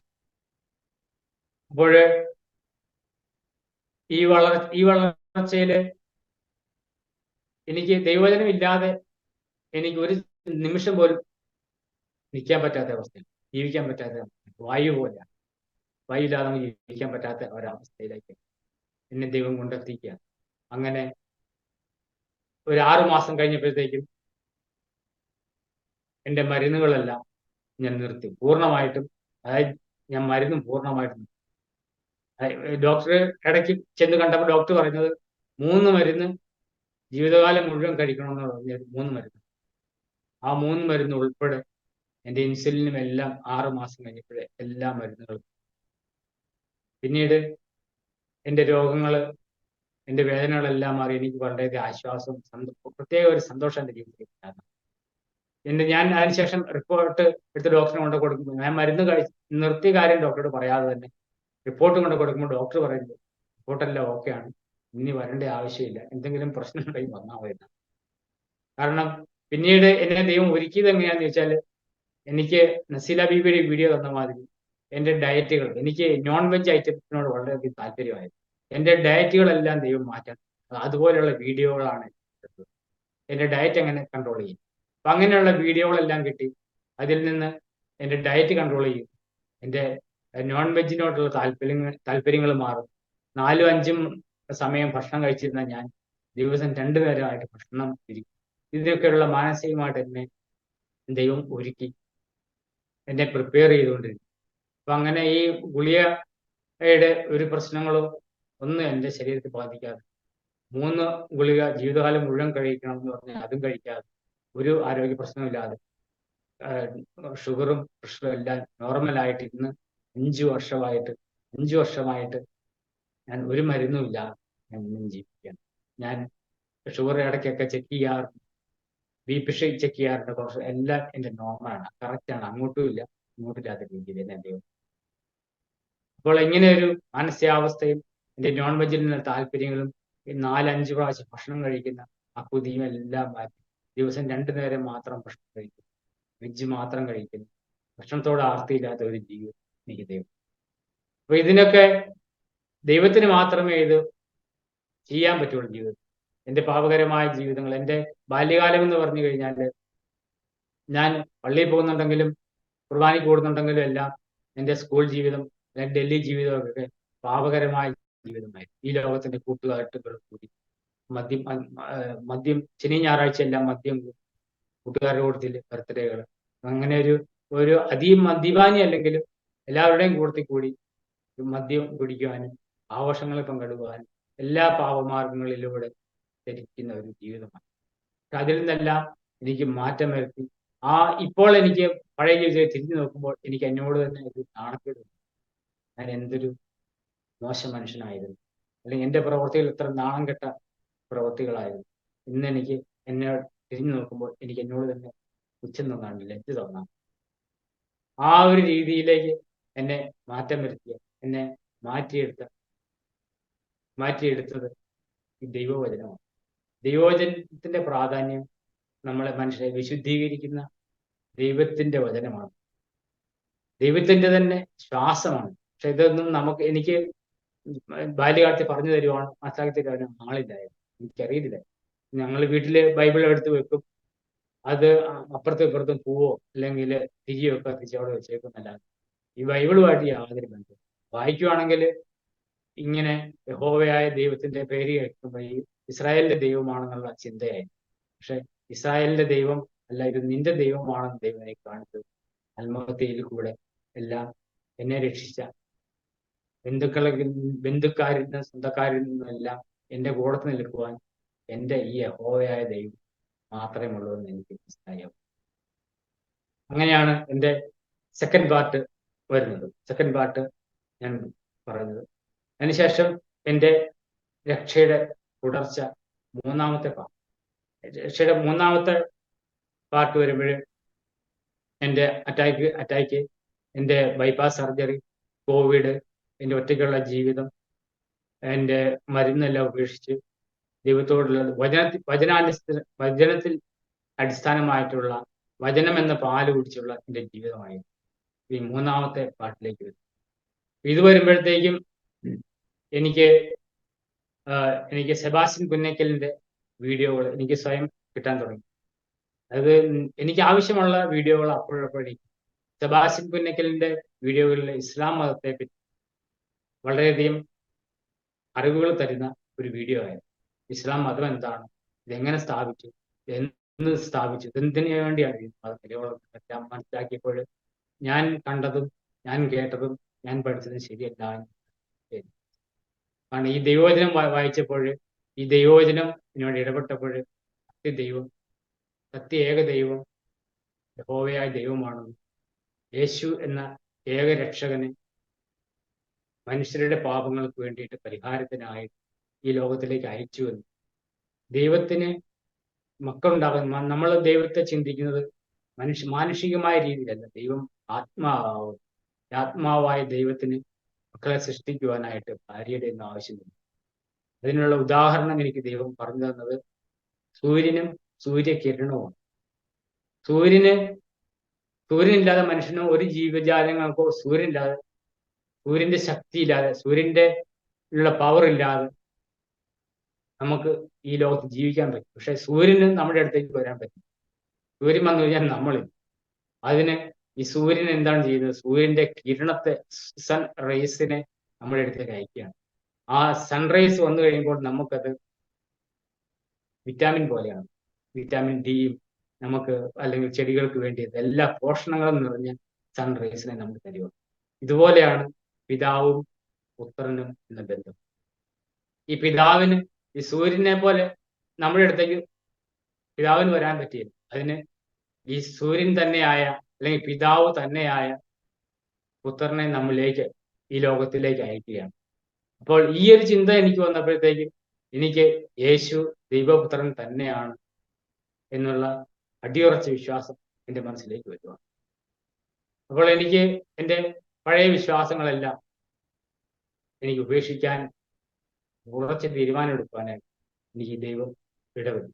അതാണ് ആത്മാവായ ദൈവം നമുക്ക് തന്ന ആത്മാവായ വചനമാണ്. അത് യേശുക്രിസ്തുവിനെ പറ്റി പറയുമ്പോൾ യോഹന്നാന്റെ സുവിശേഷത്തിൽ 1-ാം അധ്യായത്തിൽ 1-ാമത്തെ വാചകത്തിൽ തന്നെ പറയുന്നുണ്ട്, വചനം ജഡമായിട്ടുള്ള ഒന്നാണ്. വചനം ദൈവത്തോടു കൂടിയായിരുന്നു, വചനം ദൈവമായി. അപ്പോൾ യേശുക്രിസ്തുവും പിതാവും ഒന്ന് തന്നെയായി. യഹോശുവ മെസ്സിഹ, രക്ഷിക്കുന്ന യഹോശുവ ആയിട്ട് വന്ന ആ ദൈവം തന്നെയായിരുന്നു, അല്ലെങ്കിൽ ആ ദൈവത്തിന്റെ അല്ലെങ്കിൽ ആ സൂര്യന്റെ കിരണം തന്നെയായിരുന്നു യേശുവാണെന്നുള്ള അടിയുറച്ച വിശ്വാസം എൻ്റെ ഹൃദയത്തിലേക്ക് വരും. അങ്ങനെ ഈ വിശ്വാസം ഉറച്ചു കഴിഞ്ഞപ്പോഴത്തേക്കും എൻ്റെ രക്ഷയുടെ തുടർച്ച സംഭവിക്കും. അത് സംഭവിക്കുന്നതെന്ന് ചോദിച്ചു കഴിഞ്ഞാൽ, ഒരു ദിവസം ഞാൻ ബൈബിൾ വായിച്ചുകൊണ്ടിരിക്കുമ്പോൾ എൻ്റെ റൂമിന് വലതുവശത്തൊരു ജനലുണ്ട്. ആ ജനലിൽ ഉച്ചയ്ക്ക് ഒരു 3 മണിക്ക് ആയപ്പോൾ, അന്ന് ഈ വളരെയധികം ഈ ചൂടുള്ള സമയമാണ്. അപ്പൊ ഞങ്ങളുടെ വീടിൻ്റെ അടുത്തായിട്ട് റബ്ബറൊക്കെയാണ് വാങ്ങി നിൽക്കുന്ന സമയം. ഈ റബ്ബറിന്റെ ഇലയെല്ലാം ഞങ്ങളുടെ മുറ്റത്ത് വന്നു. അപ്പോഴൊരു 3 മണി ആയപ്പോൾ ഞാൻ നോക്കുമ്പോൾ ഒരു സൗണ്ട് കേൾക്കാം. ഞാൻ സൗണ്ട് കേട്ടോണ്ട് നോക്കുമ്പോൾ ഒരു പാമ്പ് ജനലിന്റെ അടുത്തോട് വരികയാണ്. ഈ പാമ്പിന്റെ വായിൽ ഒരു തവളയാണ്. തവളയുടെ തല പാമ്പിന്റെ വായ്ക്കകത്തും കാല് 2 വെളിയിലും. ഈ പാമ്പ് ജനലിനടുത്ത് വന്നപ്പോൾ ഞാൻ വെറുതെ തന്നെ എൻ്റെ കൈ ഒന്ന് പൊക്കി നോക്കി. വെറുതെ എനിക്ക് അന്നേരം തോന്നിയതാണ്. കൈ പൊക്കിയപ്പോൾ സാധാരണ പാമ്പിന് കണ്ണ് കാണത്തില്ല, ചെവി കേൾക്കാനേ പറ്റുള്ളൂ എന്നാണ് ഞാൻ കേട്ടത്. സൗണ്ട് അതിനാണ് നമ്മൾ നടക്കുമ്പോഴൊക്കെ സൗണ്ട് കേൾപ്പിച്ചുകൊണ്ടാണ്. ഞാനിങ്ങനെ കൈ പൊക്കിയപ്പോൾ ഈ നേരെ പോകുന്ന പാമ്പ് ജനലിന്റെ അവിടെ വന്നപ്പോൾ ഈ തല തിരിച്ച് ജനലിൽ കൂടെ എന്നെ നോക്കി. ഞാൻ ഈ കൈ പൊക്കുന്നത് വരെ ഈ പാമ്പിങ് എന്നെ നോക്കി അവിടെ നിന്നു. കൈ താത്തിയപ്പോൾ ഈ പാമ്പ് നേരെ പോവുകയും. അപ്പൊ അങ്ങനെ അത് ഞാൻ ഒന്ന് കണ്ടു. അതിനപ്പൊ എന്താ പ്രത്യേകത ഇരിക്കുന്നത്, അത് ജസ്റ്റ് നോക്കിയതായിരിക്കും, പോയതായിരിക്കും എന്ന് ഞാൻ വിചാരിച്ചു, അത് വിട്ടു. അപ്പൊ അങ്ങനെ ആദ്യത്തെ ഒരു സംഭവം എൻ്റെ ജീവിതത്തിൽ സംഭവിച്ചു. പിന്നീട് 2-3 ദിവസം കഴിഞ്ഞപ്പോൾ ഒരു വെളുപ്പിന് ഒരു 5 മണിയൊക്കെ ആയപ്പോൾ നമ്മുടെ അയലോക്കത്തിൽ ഒരു നായയുണ്ട്. ആ നായ, സാധാരണ നായ കാലം കൂവുമ്പോൾ നമുക്ക് ആ സൗണ്ട് നമുക്കറിയാം, ഒരു പ്രത്യേക സൗണ്ട് ഉണ്ട്, കാലം കൂവാന്ന് പറയാം. പക്ഷെ ഇത് ഒരു വേദന എടുത്ത് കരയുന്ന ഒരു സൗണ്ടാണ്. ആദ്യമായിട്ട് ഞാൻ കേൾക്കുന്നത് ഒരു വേദന എടുത്ത് കരയുന്ന സൗണ്ട്. അപ്പോൾ എനിക്ക് എൻ്റെ മനസ്സ് പറയുകയാണ്, ആ പട്ടിക്ക് വേണ്ടി പ്രാർത്ഥിക്കും. അപ്പൊ ഞാൻ അവിടെ ഇരുന്ന്, ദൈവമേ അതിന്റെ വേദന മാറ്റിക്കും, അത് വേദന കൊണ്ട് കരയുകയാണ് ഞാൻ മനസ്സിൽ ഞാൻ പ്രാർത്ഥിച്ചു കഴിഞ്ഞപ്പോഴത്തേക്കും ആ പട്ടി പിന്നെ കരഞ്ഞിട്ട്. കാരണം ഇതിന് 2-3 ദിവസം മുമ്പേ ഇത് കരയുന്നുണ്ട്. പക്ഷെ അന്ന് മാത്രമാണ് എനിക്കിങ്ങനെ പ്രാർത്ഥിക്കാൻ തോന്നിയത്. പക്ഷെ അതിന്റെ വേദന പിന്നെ ഉണ്ടായിട്ടില്ലെന്ന് അതിനെ കരഞ്ഞിട്ട്. പക്ഷെ അന്നും എനിക്കിങ്ങനെ തോന്നി, അങ്ങനെ അങ്ങ് ചെയ്തു. പക്ഷെ ഇതിന്റെ ആത്മീയ കാര്യങ്ങളോ ഇതിന്റെ പുറകിലുള്ള കാര്യങ്ങളോ ഒന്നും എനിക്കറിയത്തില്ല. അതും അങ്ങനെ അങ്ങ് പോയി. കാരണം എനിക്ക് ഇതിന്റെ സംശയങ്ങൾ ചോദിക്കാൻ ആളില്ല. ഈ പട്ടിയുടെ കാര്യങ്ങൾ ചോദിക്കാൻ ആളില്ല. ഞാൻ ആരോട് ചോദിക്കാണ്? ഇപ്പൊ ഞാൻ പള്ളിയിൽ ചെന്ന് അച്ഛനോട് ചോദിക്കാൻ പറ്റിയത്. എൻ്റെ കൂട്ടുകാരാണെങ്കിൽ എല്ലാ കാത്തലിക് വിശ്വാസികളാണ്. അല്ല അല്ലെങ്കിൽ എന്നെ പോലെയുള്ള വിശ്വാസങ്ങളുള്ള ആർക്കും ഇതിനുള്ള ഉത്തരങ്ങൾ തരാനില്ല. പിന്നീട് ഒരു സംഭവം ഉള്ളത്, ഒരു രാത്രി ഒരു 12 മണി, 12, 20, 25 ആയപ്പോഴത്തേക്ക് എൻ്റെ വൈഫ് രാത്രിക്ക് ഹി ഹി ഹി എന്ന് പറഞ്ഞ സൗണ്ടിൽ കരയുന്ന പോലെ കേട്ടു. അപ്പോഴേക്കും ഞാൻ അവിടെ നിന്നുകൊണ്ട് തന്നെ പ്രാർത്ഥിക്കുകയാണ്. അന്ന് എനിക്ക് പ്രാർത്ഥിക്കാനൊന്നും അറിയത്തില്ല. ഈ കൈ ഉയർത്തി വെച്ച് യേശുവേ യേശുവേ എന്നൊക്കെ വിളിക്കുക. പ്രാർത്ഥിക്കാനൊന്നും എനിക്ക് അറിയത്തില്ല. ആ സമയത്ത് 2 വർഷം മുമ്പാണ്. അപ്പോൾ കൈ വെച്ച് യേശുവേ യേശുവേ എന്ന് പ്രാർത്ഥിച്ചു കഴിഞ്ഞപ്പോഴത്തേക്കും എന്തോ ഈ പൂച്ചയൊക്കെ, 2 പൂച്ചകൾ തമ്മിൽ കടിപിടി കൂടി ഒച്ചയെടുത്ത് ഓടിപ്പോകുന്ന മാതിരി കരഞ്ഞുകൊണ്ട് എന്തോ ഇറങ്ങി ജനലിനടുത്ത് ഓടുന്ന ഒച്ചയാണ്. അതോടുകൂടി വൈഫ് കരയുന്ന ആ സൗണ്ട് തുടങ്ങി. അത് അങ്ങനെ സംഭവിച്ചു തുടങ്ങി. പിന്നീട് വേറൊരു ദിവസം ഇതുപോലെ തന്നെ വൈഫ് ഇങ്ങനെ കരയുന്ന മാതിരി, വേറൊരു സൗണ്ട്, അത് കരയുന്ന മാതിരി. അന്ന് ഞാൻ ബൈബിൾ വായിച്ചുകൊണ്ടിരിക്കുന്ന സമയമാണ്. അന്ന് ഞാൻ വെളിപ്പാട് പുസ്തകം വായിച്ചുകൊണ്ടിരിക്കുക. ആ വെളിപ്പാട് പുസ്തകം ആ വായിച്ചുകൊണ്ടിരിക്കുന്ന അതേപോലെ എടുത്തുകൊണ്ട് പോയി വൈഫിന്റെ തലയിൽ ആ വെളിപ്പാട് പുസ്തകം അല്ലെങ്കിൽ ബൈബിള് മുട്ടിച്ചു വെച്ച് ഞാൻ പ്രാർത്ഥിച്ചു. പ്രാർത്ഥിക്കാൻ അറിയത്തില്ല. യേശു യേശു എന്നൊക്കെ പ്രാർത്ഥിക്കും, ബൈബിൾ തലയിൽ വെച്ച് പ്രാർത്ഥിക്കും. പക്ഷെ എന്ത് പറ്റിയെന്ന് ചോദിച്ചപ്പോൾ അവർ എന്തോ സ്വപ്നം കണ്ടാണ്. ഇങ്ങനെ 2 പ്രാവശ്യം അങ്ങനെ അത് സംഭവിച്ചിട്ടുണ്ട്. അപ്പൊ ഇങ്ങനെ പൂച്ച ഇങ്ങനെ അലറി ഓടുന്നതും ഞാൻ കേട്ടു. അത് വളരെ വലിയൊരു സൗണ്ടാണ്, ആദ്യമായിട്ട് ഞാൻ കേൾക്കുന്നത്. അപ്പൊ ഇങ്ങനെ ഈ ഒരു 3 സംഭവം എൻ്റെ ജീവിതത്തിലുണ്ടായി. അപ്പൊ ഈ ദൈവവചനം വായിച്ചു കഴിഞ്ഞപ്പോഴത്തേക്കും പരിശുദ്ധാത്മാവിന്റെ അഭിഷേകമാണെന്നതൊക്കെ പിന്നീടാണ് ഞാൻ അറിയുന്നത്. ഞാൻ കേട്ടിരിക്കുന്നത് സ്നാനം എടുക്കണം, സ്നാനം എടുത്തു കഴിയുമ്പോൾ പരിശുദ്ധാത്മാവിന്റെ അഭിഷേകം വരും, അന്യ ഭാഷയിൽ സംസാരിക്കും, ഇതൊക്കെയാണ് ഞാൻ കേട്ടിരിക്കുന്നത്, വായിച്ചു കേട്ടിരിക്കുന്നത്. പക്ഷെ എനിക്ക് നേരെ തിരിച്ചാണ്. ആദ്യമേ തന്നെ പരിശുദ്ധാത്മാവിന്റെ അഭിഷേകം ദൈവവചനം വായിക്കുന്നതിലൂടെ നമ്മളെ ശുദ്ധീകരിച്ചെടുക്കുക. അതായത് നമ്മൾ സുന്ദരനാകുന്ന പോലെ, അല്ലെങ്കിൽ കഴുകി വൃത്തിയാകുന്ന പോലെ നമ്മുടെ അകമേയുള്ള മനുഷ്യന് ദൈവത്തിന്റെ ഇരുതല വാളുള്ള വാള് നമ്മളെ അകത്തുനിന്നും പുറത്തുനിന്നും നമ്മളെ ചെത്തി മിനുക്കി ഉരുക്കി എടുക്കുകയാണ്. അതാണ് ഈ ദൈവവചനത്തിന്റെ ശക്തി എന്ന് പറഞ്ഞു കഴിഞ്ഞാൽ. നമുക്കറിയത്തില്ല, ഒരു മനുഷ്യനും അറിയത്തില്ല ഈ ദൈവവചനത്തിന്റെ ശക്തി. കാരണം കല്ലുപോലുള്ള ഒരു എൻ്റെ ഹൃദയത്തെ ഉരുക്കി എന്നെ വിശുദ്ധീകരിച്ച ഈ ദൈവവചനത്തിന് പരിശുദ്ധാത്മാവിന്റെ അഭിഷേകം ഭാവിയായ ഒരു മനുഷ്യനിൽ തരാൻ സാധിക്കുമെങ്കിൽ ദൈവവചനത്തിന് മാത്രം, അല്ലാതെ ഒരു മനുഷ്യനെ ഒരുക്കിയെടുക്കാൻ പറ്റില്ല. അരോമ TV-യിൽ ഇവിടെ എത്രയെത്ര സാക്ഷ്യങ്ങൾ കേട്ടു.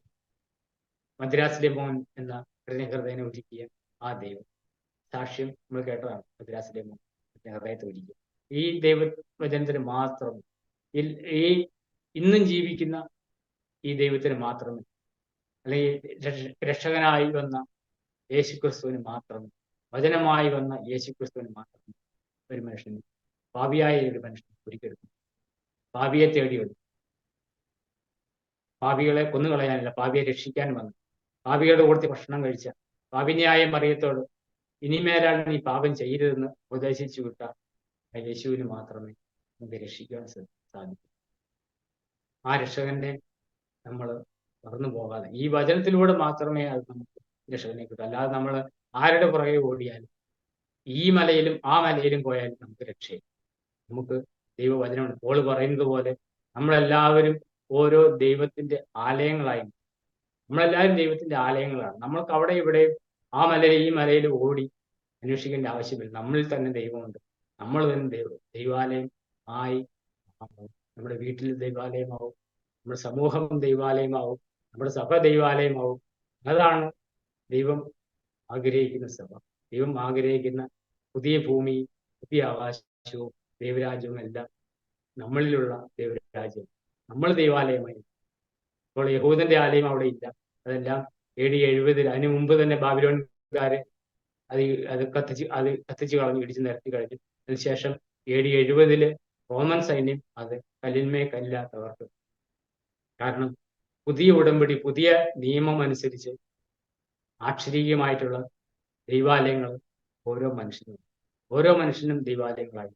അതാണ് പുതിയ നിയമത്തിലെ ദൈവത്തിന്റെ സങ്കല്പം. അതിനാണ് യേശുവിനെ നമുക്ക് തന്നത്, ലോകരക്ഷിതാവ്, ലോകത്തെ രക്ഷിതാവ്. ഇപ്പോൾ ഞാൻ പറഞ്ഞു വന്നത് പരിശുദ്ധാത്മാവിന്റെ ഈ അഭിഷേകം ഇപ്പോഴാണ് എനിക്കത് മനസ്സിലായത്. ആ സമയത്ത് എനിക്ക് അറിയത്തില്ല. പിന്നീട് വേറൊരു സംഭവം എൻ്റെ ജീവിതത്തിൽ ദൈവം ഇടപെടുന്നതായിട്ട്, ദൈവത്തിന്റെ ഇടപെടൽ എനിക്ക് അനുഭവിക്കാൻ സാധിച്ചത് ഞങ്ങളുടെ ഒരു അകന്ന ബന്ധുവാണ്. ഈ അകന്ന ബന്ധുവിന്റെ അടുത്ത് ഞങ്ങൾ 3 പേര് പോയി. ഞാൻ പേരുകളൊന്നും പറയുന്നില്ല. അകന്ന ബന്ധുവിന്റെ അടുത്ത് ഞങ്ങൾ 3 പേര് പോയി. 3 പേര് പോയി ചെന്ന് കഴിഞ്ഞപ്പോഴത്തേക്ക് ഇയാൾക്കൊരു അവിടുത്തെ ആ ലേഡിയുടെ ഹസ്ബൻഡിന്, ആ ലേഡിയാണ് ബന്ധമുള്ളത്. ഹസ്ബൻഡിന് ഇത്ര രോഗമുള്ള ആളാണ്, മരുന്ന് കഴിച്ചുകൊണ്ടിരിക്കുന്ന ആളാണ്. പക്ഷെ അവിടെ ചെന്ന് കഴിഞ്ഞപ്പോഴത്തേക്ക് സാധാരണയുള്ള ഒരു 10-40 വർഷം പഴക്കമുള്ള ബന്ധമാണ് ഞങ്ങൾ തമ്മിലുള്ളത്. പക്ഷെ അവരുടെ വീട്ടിൽ നിന്നും പോകാറില്ല. ഞാൻ കഴിഞ്ഞ 40 വർഷം അവിടെ പോകാറില്ല. ആദ്യമായിട്ടാണ് അവരുടെ വീട്ടിൽ പോകുന്നത്. അവിടെ ചെന്ന് കഴിഞ്ഞപ്പോഴത്തേക്ക് അവര് ഇങ്ങനെ ഇവരുടെ വീട്ടുകാര്യങ്ങളെല്ലാം എന്നോട് ഇരുന്ന് പറയേണ്ട ആവശ്യങ്ങളൊന്നുമില്ല. പക്ഷെ എന്നോട് ഇതെല്ലാം പറയുകയാണ്. ഇതെല്ലാം പറഞ്ഞു കഴിഞ്ഞപ്പോഴത്തേക്കും എനിക്ക് മനസ്സിലായി, അതിനകത്ത് ഒരു കാര്യം പറഞ്ഞത്, അവര് തലവേദന വന്നു കഴിയുമ്പോൾ ഇയാള് വീട്ടിൽ നിന്ന്, എനിക്ക് വേദന സഹിക്കാൻ പറ്റിയല്ലേ എന്ന് പറഞ്ഞ് വീട്ടിൽ നിന്ന് ഇറങ്ങി ഓടുന്നു. നാട്ടുകാർ കൂടിയാണ് ഇയാളെ പിടിച്ചുകൊണ്ട്. അപ്പൊ ഈ ഒരു സംഭവം കേട്ടപ്പോൾ എൻ്റെ മനസ്സ് പറഞ്ഞത് ദൈവികമായിട്ടുള്ള അല്ല, എന്തോ പൈശാചിക ബന്ധം, എന്തോ തിന്മയുടെ അരൂപിയ അവയിലുണ്ടെന്നുള്ള മനസ്സിലായി. എനിക്കന്ന് പ്രാർത്ഥിക്കാനോ ഒന്നും എനിക്കറിയത്തില്ല. എൻ്റെ 2 വർഷം മുമ്പുള്ള സമയമാണ്. പക്ഷെ ഞങ്ങളിതെല്ലാം കേട്ടു. ഞങ്ങൾ ഇറങ്ങി പോകാനായിട്ട് എൻ്റെ കൂട്ടത്തിൽ 2 പേര് പുറത്തിറങ്ങി. ഞാൻ ഷൂ ഇടാനായിട്ട് പുറത്തിറങ്ങി. ഒരു കാല ഷൂ ഇട്ടു. മറ്റേ കാല ഷൂ ഇടാൻ നോക്കുമ്പോഴത്തേക്കും എൻ്റെ മനസ്സിൽ പറയാണ്. അപ്പൊ ഞങ്ങൾ ഇറങ്ങുന്നതിന് ഒരു 5 മിനിറ്റ് മുമ്പ് ഇയാൾ തലവേദനയാന്ന് പറഞ്ഞ് ഇയാൾ പോയി കടന്നു. പിന്നെ ഇയാൾ കടന്നതുകൊണ്ട് യാത്ര പറയാതെ ആ ലേഡിയോട് യാത്ര പറഞ്ഞ്, ബന്ധുവിനോട് യാത്ര പറഞ്ഞ് ഞങ്ങൾ പറഞ്ഞു. ഞാൻ ഒരു കാലം ഷൂ ഇടാൻ തുടങ്ങിയപ്പോൾ, ഒരു കാലം ഇട്ടു, അടുത്ത കാലം ഷൂ ഇടാൻ തുടങ്ങിയപ്പോൾ എൻ്റെ മനസ്സിൽ പറയാം, അയാളുടെ തലയിൽ പോയി കൈ. അപ്പൊ ഞാൻ പോയി ഷൂ ഊരി, അയാൾ കിടക്കുന്ന 2ാമത്തെ റൂമിലാണ്, അവിടെ പോയി അയാളുടെ അന്ന് എനിക്ക് പ്രാർത്ഥിക്കാൻ വെറുതെ തലയിൽ കൈവച്ച് പ്രാർത്ഥിച്ചു. പിന്നീട് ഞാൻ ഇറങ്ങി പോന്നു. ഇതിന്റെ ഹീലിങ്ങിനെ പറ്റി ഒന്നും എനിക്കറിയത്തില്ല. ഞാൻ പോകുന്ന 2-3 മാസം കഴിഞ്ഞപ്പോൾ ആണ് അറിയുന്നത് അയാൾക്ക് പരിപൂർണ സൗഖ്യമായി. അയാളുടെ രോഗം 10-30 വർഷമായിട്ടുള്ള ഈ രോഗം പരിപൂർണ സൗഖ്യമായി. അയാൾ തന്നെ വീട്ടിൽ വരിക. ഈ ഒരു 40-45 കിലോമീറ്റർ ദൂരത്തിൽ അയാൾ തന്നെ, സാധാരണ വരുന്ന ഒരാൾ കൂടുതലില്ലാതെ വരാൻ പറ്റില്ല, ഇയാൾ തന്നെ വീട്ടിൽ വരുന്നതായിട്ട്, യാത്ര ചെയ്യുന്നതായിട്ട് മനസ്സിലാക്കി. അപ്പോഴേ ഇതെല്ലാം എൻ്റെ ഈ മനസ്സിലുണ്ട്. പക്ഷെ ഇതൊന്നും നമുക്ക് ഇതിനെപ്പറ്റി ആരോടും ചോദിക്കാനോ പറയാനോ എന്നുള്ള സാഹചര്യങ്ങളില്ല.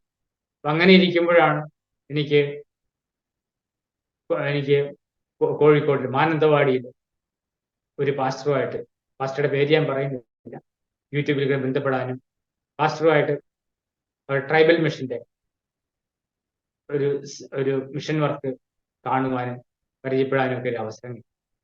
അപ്പോൾ ഒരു 1.5 മാസത്തോളം ഞാൻ അവിടെ ഈ ഈ മിഷൻ വർക്കുമായിട്ട് ബന്ധപ്പെട്ട് അവരുടെ കൂട്ടത്തിൽ പാസ്റ്ററുടെ കൂട്ടത്തിൽ താമസിക്കാനും അവരുടെ വർക്കുകളെ കാണാനും എനിക്ക് ഇടവന്നു. അപ്പൊ അതിനകത്ത് സംഭവിക്കുന്നത് എന്ന് പറഞ്ഞു കഴിഞ്ഞാൽ അവിടെ ഈ കള്ളു കുടിക്കുന്ന, മദ്യം, മയക്കുമരുന്ന്, വ്യഭിചാരം എല്ലാം ചെയ്യുന്ന ഏരിയയുള്ള ആൾക്കാരാണ്, വിദ്യാഭ്യാസമില്ലാത്ത ആൾക്കാരാണ്. അപ്പൊ ഇവരെ എല്ലാവരെയും കൊണ്ടുവന്ന് എല്ലാ ആഴ്ചയിലും അവർ ഫാമിലി ആയിട്ടാണ് കൊണ്ടുവരുന്നത്. ഫാമിലി, അപ്പനും അമ്മയും മക്കളും എല്ലാവരും കൂടെയാണ് ഇവരുടെ അടുത്ത് വരുന്നത്. അവിടെ വന്നിട്ട് അവര് ആ അസുഖങ്ങളെല്ലാം മാറ്റി അവർക്ക് പ്രത്യേക ട്രെയിനിങ് എല്ലാം കൊണ്ട്, ക്ലാസ്സുകളെല്ലാം കൊണ്ട് അവിടെ ഒരുക്കി വിടും.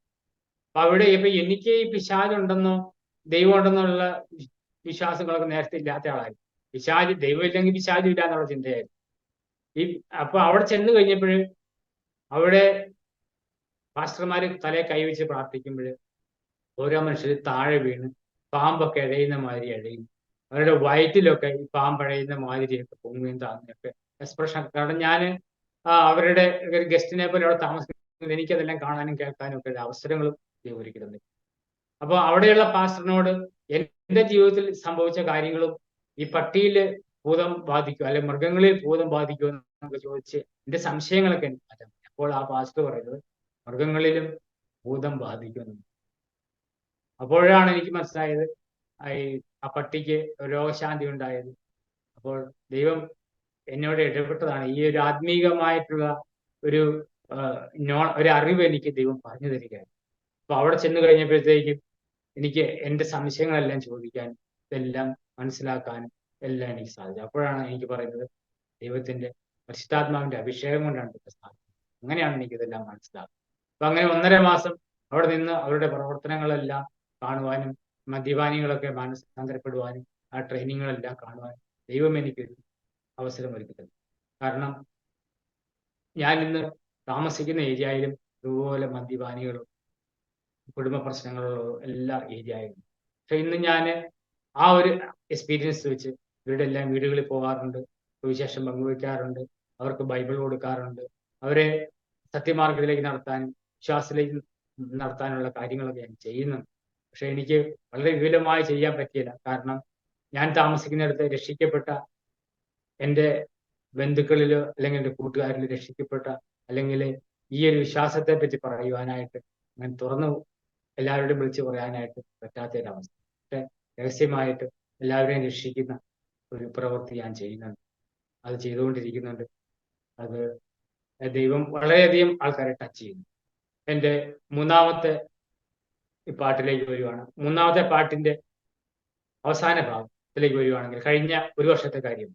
കഴിഞ്ഞ വർഷം മെയ് മാസം തന്നെയാണ്. മെയ് മാസം പരസ്യയോഗത്തിനായിട്ട് പോകുവാനായിട്ട് ഒരു പാസ്റ്റർ, ഞങ്ങളുടെ ചർച്ചിലെ പാസ്റ്റർ ഞായറാഴ്ച ആരാധനയ്ക്ക് ശേഷം പറയുകയാണ്, തിങ്കളാഴ്ച നാളെ ഒരു പരസ്യയോഗമുണ്ട്, അത് നമുക്ക് പോകണമെന്ന് പറയുകയാണ്. തിരുവല്ലയിലാണ്.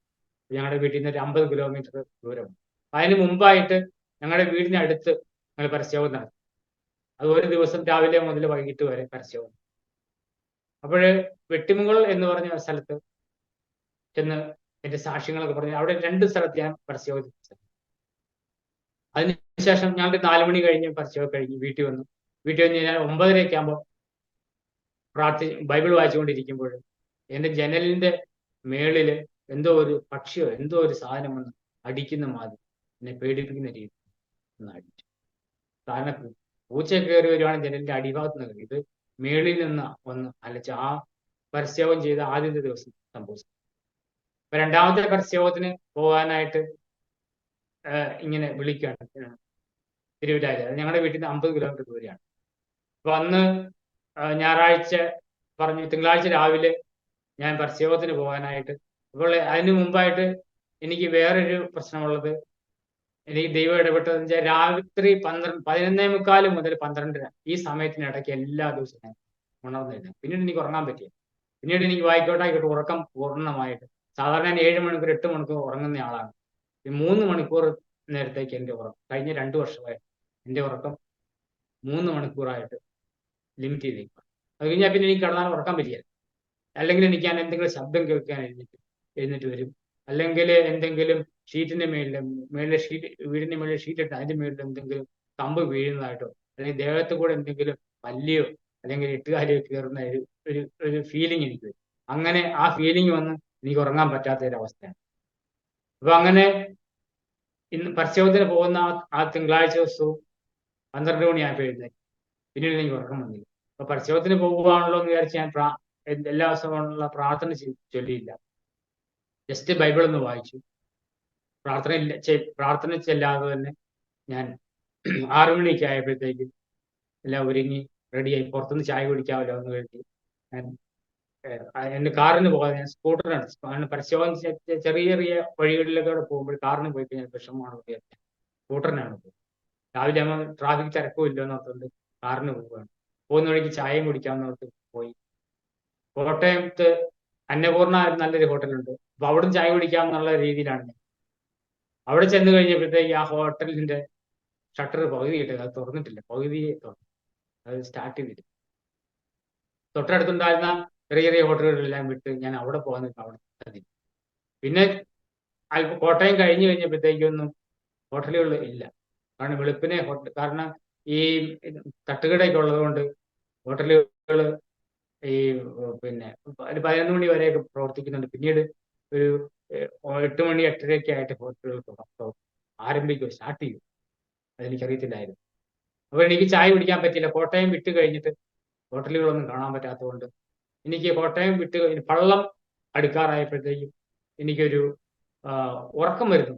ഉറക്കമല്ല, പക്ഷെ എനിക്കൊരു മയക്കം വരുന്നു. സ്കൂട്ടറിൽ നിന്ന് എനിക്ക് മയക്കം വന്നു. ഞാൻ സ്കൂട്ടർ സൈഡിലേക്ക് ഒതുക്കി. അപ്പൊ എന്റെ മനസ്സിൽ പറയാണ്, തിരിച്ചു പോകണ്ട. അപ്പൊ ഞാൻ വിചാരിക്കുകയാണ്, ഞാൻ പരസ്യത്തിന് പോവുകയാണ്, അതിന് വിടാതിരിക്കാനുള്ള പിശാചിന്റെ തന്ത്രമായിരിക്കും എന്ന് കരുതി ഞാൻ അല്പനേരം ഇരുന്നിട്ട് വീണ്ടും സ്കൂട്ടർ മുമ്പോട്ട് തന്നെ. ഒരു 5 മിനിറ്റ് 10 മിനിറ്റ് കഴിഞ്ഞപ്പോഴത്തെ വീണ്ടും എനിക്കൊരു മയക്കം വരുന്നു. അപ്പോഴും ഇതുപോലെ തന്നെ ഞാൻ സ്കൂട്ടർ നിർത്തി. എന്നോട് വീണ്ടും പറയുകയാണ്, തിരിച്ചു പോക്കൂ. അപ്പൊ ഏതാണ്ട് ഒരു പകുതി വഴി എത്തിയിട്ടില്ല. ഇനി ഏതാണ്ട് പകുതി വഴി ആയതേ ഉള്ളൂ. ഏതായാലും തിരിച്ചു പോയി കഴിഞ്ഞാൽ ഇനിയും ഓടണം. അതിൽ നല്ല ഫ്രണ്ടിലേക്ക് തന്നെ പോകാം, പരസ്യം ചെയ്യാം. ഇതെന്തെങ്കിലും സാത്താന്റെ ഇടപാടായിരുന്നു എന്ന് വിചാരിച്ച് ഞാൻ മുമ്പോട്ട് പോയി ഒരു 10 മിനിറ്റ് കഴിഞ്ഞു. എനിക്ക് ഒരു കാരണവശാലും ഉറക്കമല്ല, ഞാൻ തന്നെ മയങ്ങിപ്പോയി. ഞാൻ ഹെൽമെറ്റ് ഇട്ടിട്ടുണ്ട്. ഹെൽമെറ്റ് നല്ല ടൈറ്റ് ആയിട്ടുള്ള ഹെൽമെറ്റാണ്. അത് ഞാൻ ലോക്കും ചെയ്തു. നല്ല കട്ടിയുള്ള ഒരു റെയിൻകോട്ട് വന്നു. എൻ്റെ സ്കൂട്ടറിനകത്ത് ബൈബിൾ ഞാൻ എടുത്തിട്ടില്ല. പരിശോധന പോകുന്നതാണ് ബൈബിൾ എടുത്തില്ല. വെള്ളവും ഒരു ബുക്കും മാത്രമേ ഉള്ളൂ. പിന്നെ ഇത്രയും ദൂരം പോകുന്നതുകൊണ്ട് ഫുൾ ടാങ്ക് പെട്രോൾ എടുത്തു. ഈ കള്ളത്ത് ഇലക്ട്രിക്കൽ 3 കാറുകൾ ഒരേ സമയം ചാർജ് ചെയ്യാൻ പറ്റുന്ന ഒരു ഇലക്ട്രിക്കൽ സ്റ്റേഷൻ. ആ ഇലക്ട്രിക്കൽ സ്റ്റേഷന് സെക്കൻഡുകൾ തൊട്ട് മുമ്പ് ആയപ്പോഴത്തേക്കും മയങ്ങി വണ്ടി ഓടിച്ച് ഞാൻ ഒരു ഭിത്തിയുടെയും ഒരു ഇലക്ട്രിക്കൽ പോസ്റ്റിന്റെ ഇടയ്ക്ക് കയറി സ്കൂട്ടർ ജാമായി. എൻ്റെ ഇടത് കൈയുടെ ചൂണ്ടുവിരലിന്റെ ഈ അറ്റം ഒടിഞ്ഞ് പിന്നീട് ഇങ്ങനെ തൂങ്ങി കിടന്നു. ഈ കൈയുടെ ഇവിടെ 2 ഒടിവുണ്ട്. കൈയുടെ ഇവിടെ 2 ഒടിവുണ്ട്. അത് അന്നേരം ഒന്നും അറിഞ്ഞില്ല. ഒരു അരമണിക്കൂർ കഴിയുമ്പോഴത്തേക്കാണ് നീരു ഈ തോളിന്റെ ഭാഗം ഭിത്തിയിലിടിച്ചിട്ട്. അന്നേരം വേദന ഇല്ലായിരുന്നു, പക്ഷെ ഇവിടെ നല്ല മാർക്കുണ്ടായിരുന്നു. നല്ല റെയിൻകോട്ട് ആണ്, അതിന്റെ അടിയിൽ വരെ ഇവിടെ മാർക്കുണ്ടായിരുന്നു. ഇപ്പോഴും കൈ വെക്കുമ്പോൾ എല്ലാം പണികളെല്ലാം ചെയ്യാം, പക്ഷെ ഈ വിരൽ ഇങ്ങനെ കുറച്ച് മാത്രമേ ഇത് മടങ്ങൂ. ഇത് പ്ലാസ്റ്റിക് സർജറി ചെയ്തിരിക്കും. അപ്പോഴ് വണ്ടി ഇടിച്ചിട്ട് എൻ്റെ ഹെൽമെറ്റ് ആ പോസ്റ്റല് തട്ടി ഒരു ടിക്കുന്ന ചെറിയൊരു സൗണ്ട് കേട്ടാണ് ഞാൻ ഉറക്കം എഴുന്നേക്കുന്നത്. ഈ മയക്കത്തിൽ നിന്ന് ഞാൻ മാറുക. പക്ഷെ ഞാൻ നോക്കുമ്പോൾ എൻ്റെ തലയിൽ ഹെൽമെറ്റ് ഇല്ല. ലോക്ക് ചെയ്ത ഹെൽമെറ്റ്, നല്ല ടൈറ്റ് ആയിട്ടുള്ള ഹെൽമെറ്റ് താഴെ കിടന്നു, വണ്ടിയുടെ ഫ്രണ്ടിൽ കിടന്നു. പക്ഷെ എനിക്ക് തലയ്ക്ക് ഇത് പ്രശ്നമില്ല. മുട്ടിതായിട്ട് ഞാൻ ആകുന്നില്ല. ചെറിയൊരു സൗണ്ട് മാത്രമേ. ഈ ഭിത്തിയുടെ സൈഡിലേക്കാണ് എൻ്റെ ഇടതുവശം നിൽക്കുന്നത്. അപ്പൊ എനിക്ക് അവിടുന്ന് ഈ കൈ ഒടിഞ്ഞതുകൊണ്ട് എനിക്ക് അവിടുന്ന് വണ്ടിയിൽ നിന്ന് എനിക്ക് ഇറങ്ങാൻ പറ്റും. പക്ഷെ എനിക്ക് ബോധം വന്ന് നിൽക്കുമ്പോൾ ഞാൻ സ്കൂട്ടറിന് വെളി വന്നു. എന്നെ ആര് വെളിയിൽ ഇറക്കിയെന്നോ എങ്ങനെ ഇറക്കുന്നോ എനിക്കറിയാം. അത് കുറച്ച് സമയം നോക്കുമ്പോഴത്തേക്കും ഈ സ്കൂട്ടർ സ്റ്റക്കായിട്ട് ഇങ്ങനെ ഇരിക്കുകയാണ്. അത് ഇതിന്റെ എൻജിൻ റേസ് ആയിക്കൊണ്ടിരിക്കും. ഇപ്പൊ കത്തിപ്പോകുന്നുള്ള രീതിയിൽ ഭയങ്കര ചൂടുമാണ്. അപ്പൊ ഞാനിത് ഓഫ് ചെയ്യാനായിട്ട് നോക്കിയിട്ട് ഈ പോസ്റ്റുമായിട്ട് ഈ താക്കോല് പോസ്റ്റൽ ഇങ്ങനെ ഒരഞ്ഞ് മുട്ടി നിൽക്കും. ഞാൻ നോക്കുമ്പോൾ ഇതിന്റെ ബാറ്ററി ഫ്രണ്ടിൽ തൂങ്ങിക്കിടക്കും. അപ്പൊ ഈ ബാറ്ററി ഞാൻ പിടിച്ച് വലിച്ചു, അതിന്റെ ബന്ധം എടുത്തി, എന്നിട്ട് അത് ഓഫ് ആകുന്നത്. ഈ ബാറ്ററി എടുത്തിട്ട് ഞാൻ ഈ പോസ്റ്റെ തങ്ങി നിൽക്കുന്ന ഈ താക്കോലുമായിട്ട് ഇടിച്ച് മാറ്റാൻ നോക്കിയിട്ട് അനങ്ങുന്നു. സ്കൂട്ടർ വലിച്ചിട്ടൊന്നും ഇത് അനങ്ങുന്നു. ഇത് സ്റ്റക്കായിട്ട് വന്നിട്ട് ഇത് വിത്തിൻ മിനിറ്റ്സ് കൊണ്ട് ഇത് ചൂടായി, ഇത് കത്തുമെന്നുള്ള ചിന്ത എൻ്റെ മനസ്സിൽ വന്നു. അപ്പോഴത്തേക്ക് ഞാൻ റോഡിന്റെ അപ്പുറത്തേക്ക് മാറുന്നു. റോഡിന്റെ അപ്പുറത്തോട്ട് ക്രോസ് ചെയ്ത് എത്തിക്കഴിഞ്ഞപ്പോഴത്തേക്കും ഇതിന്റെ എഞ്ചിനിൽ നിന്ന് ഇത് തീ ആളി ആ പോസ്റ്റിന്റെ മണ്ട വരെ തീയെത്തി. പെട്രോൾ ടാങ്ക് അതുപോലെ തന്നെ, ഫുൾ ടാങ്ക് പെട്രോൾ ഉണ്ടായിരുന്നു. ആ പെട്രോൾ ടാങ്ക് അതുപോലെ തന്നെ അത് പൊട്ടി. അത് പൊട്ടിയിരുന്നെങ്കിൽ ആ മതിൽ ഞാൻ വെച്ച് കൊടുക്കേണ്ടത്. ആ മതിലിനൊരു 3 ലക്ഷം 4 ലക്ഷം രൂപ വരെയുള്ള ഒരു 7 അടി 8 അടി പൊക്കമുള്ള വളരെ നീളമുള്ള നല്ല ഗേറ്റൊക്കെ വെച്ച വലിയൊരു വീടിന് മതിലാണ്.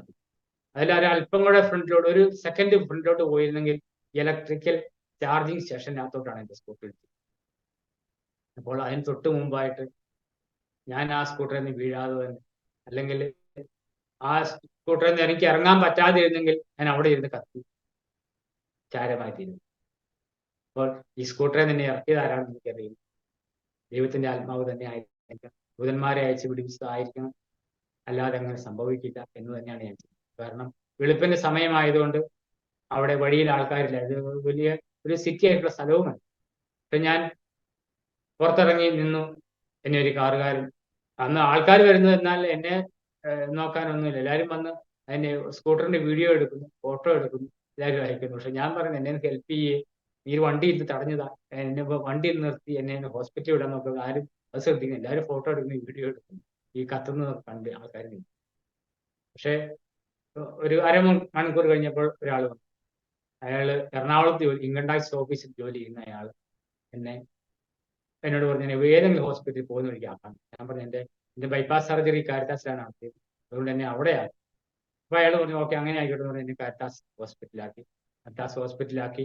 അവിടെ ചെന്ന് കഴിഞ്ഞപ്പോൾ ഡോക്ടർമാര് പറയുന്നത് 3-4 മണിക്കൂർ കഴിഞ്ഞാൽ ഡോക്ടർമാർ വരുന്നത് 4 ലക്ഷം രൂപ ചിലവാകും. കാരണം ഈ ഫിംഗർ പ്ലാസ്റ്റിക് സർജറി ചെയ്യണമെങ്കിൽ 2 ലക്ഷം രൂപ, ഇതിന്റെ കൈയുടെ ഒടിവിന് ഓപ്പറേഷൻ 2 ലക്ഷം, അങ്ങനെ 4 ലക്ഷം രൂപ ആവശ്യമുണ്ട്.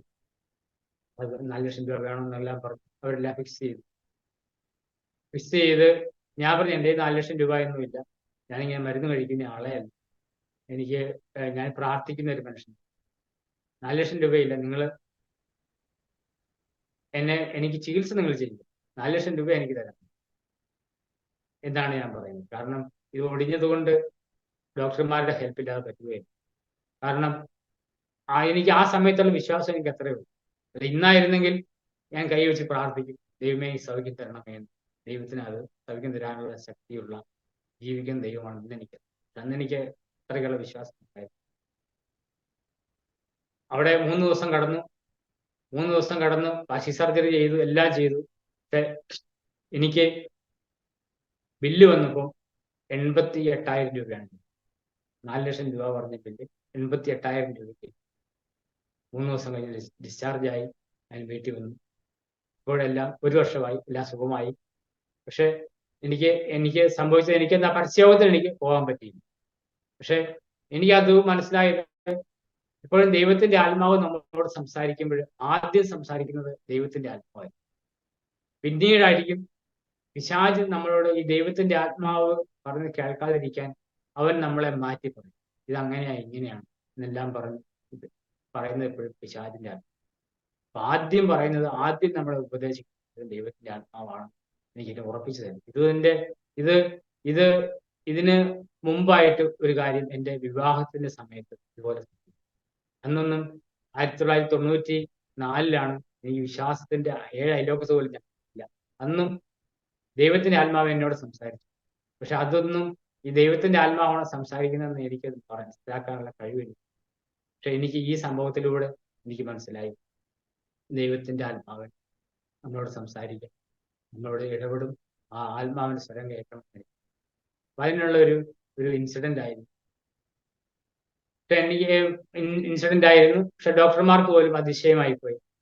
കാരണം ഇടത് സൈഡിൽ ഇത്രയും വലിയ ആക്സിഡന്റ് നടന്നിട്ട് എനിക്ക് ചെസ്റ്റിനോ അല്ലെങ്കിൽ ഹാർട്ടിനോ ഒന്നും ഒരു പ്രശ്നങ്ങളൊന്നും ഇല്ലാതെ, ഇന്നും ഒരു വേദന ഇല്ലാതെ, ഇന്നും ആരോഗ്യത്തോടെ ഒരു മരുന്നും ഇല്ലാതെ.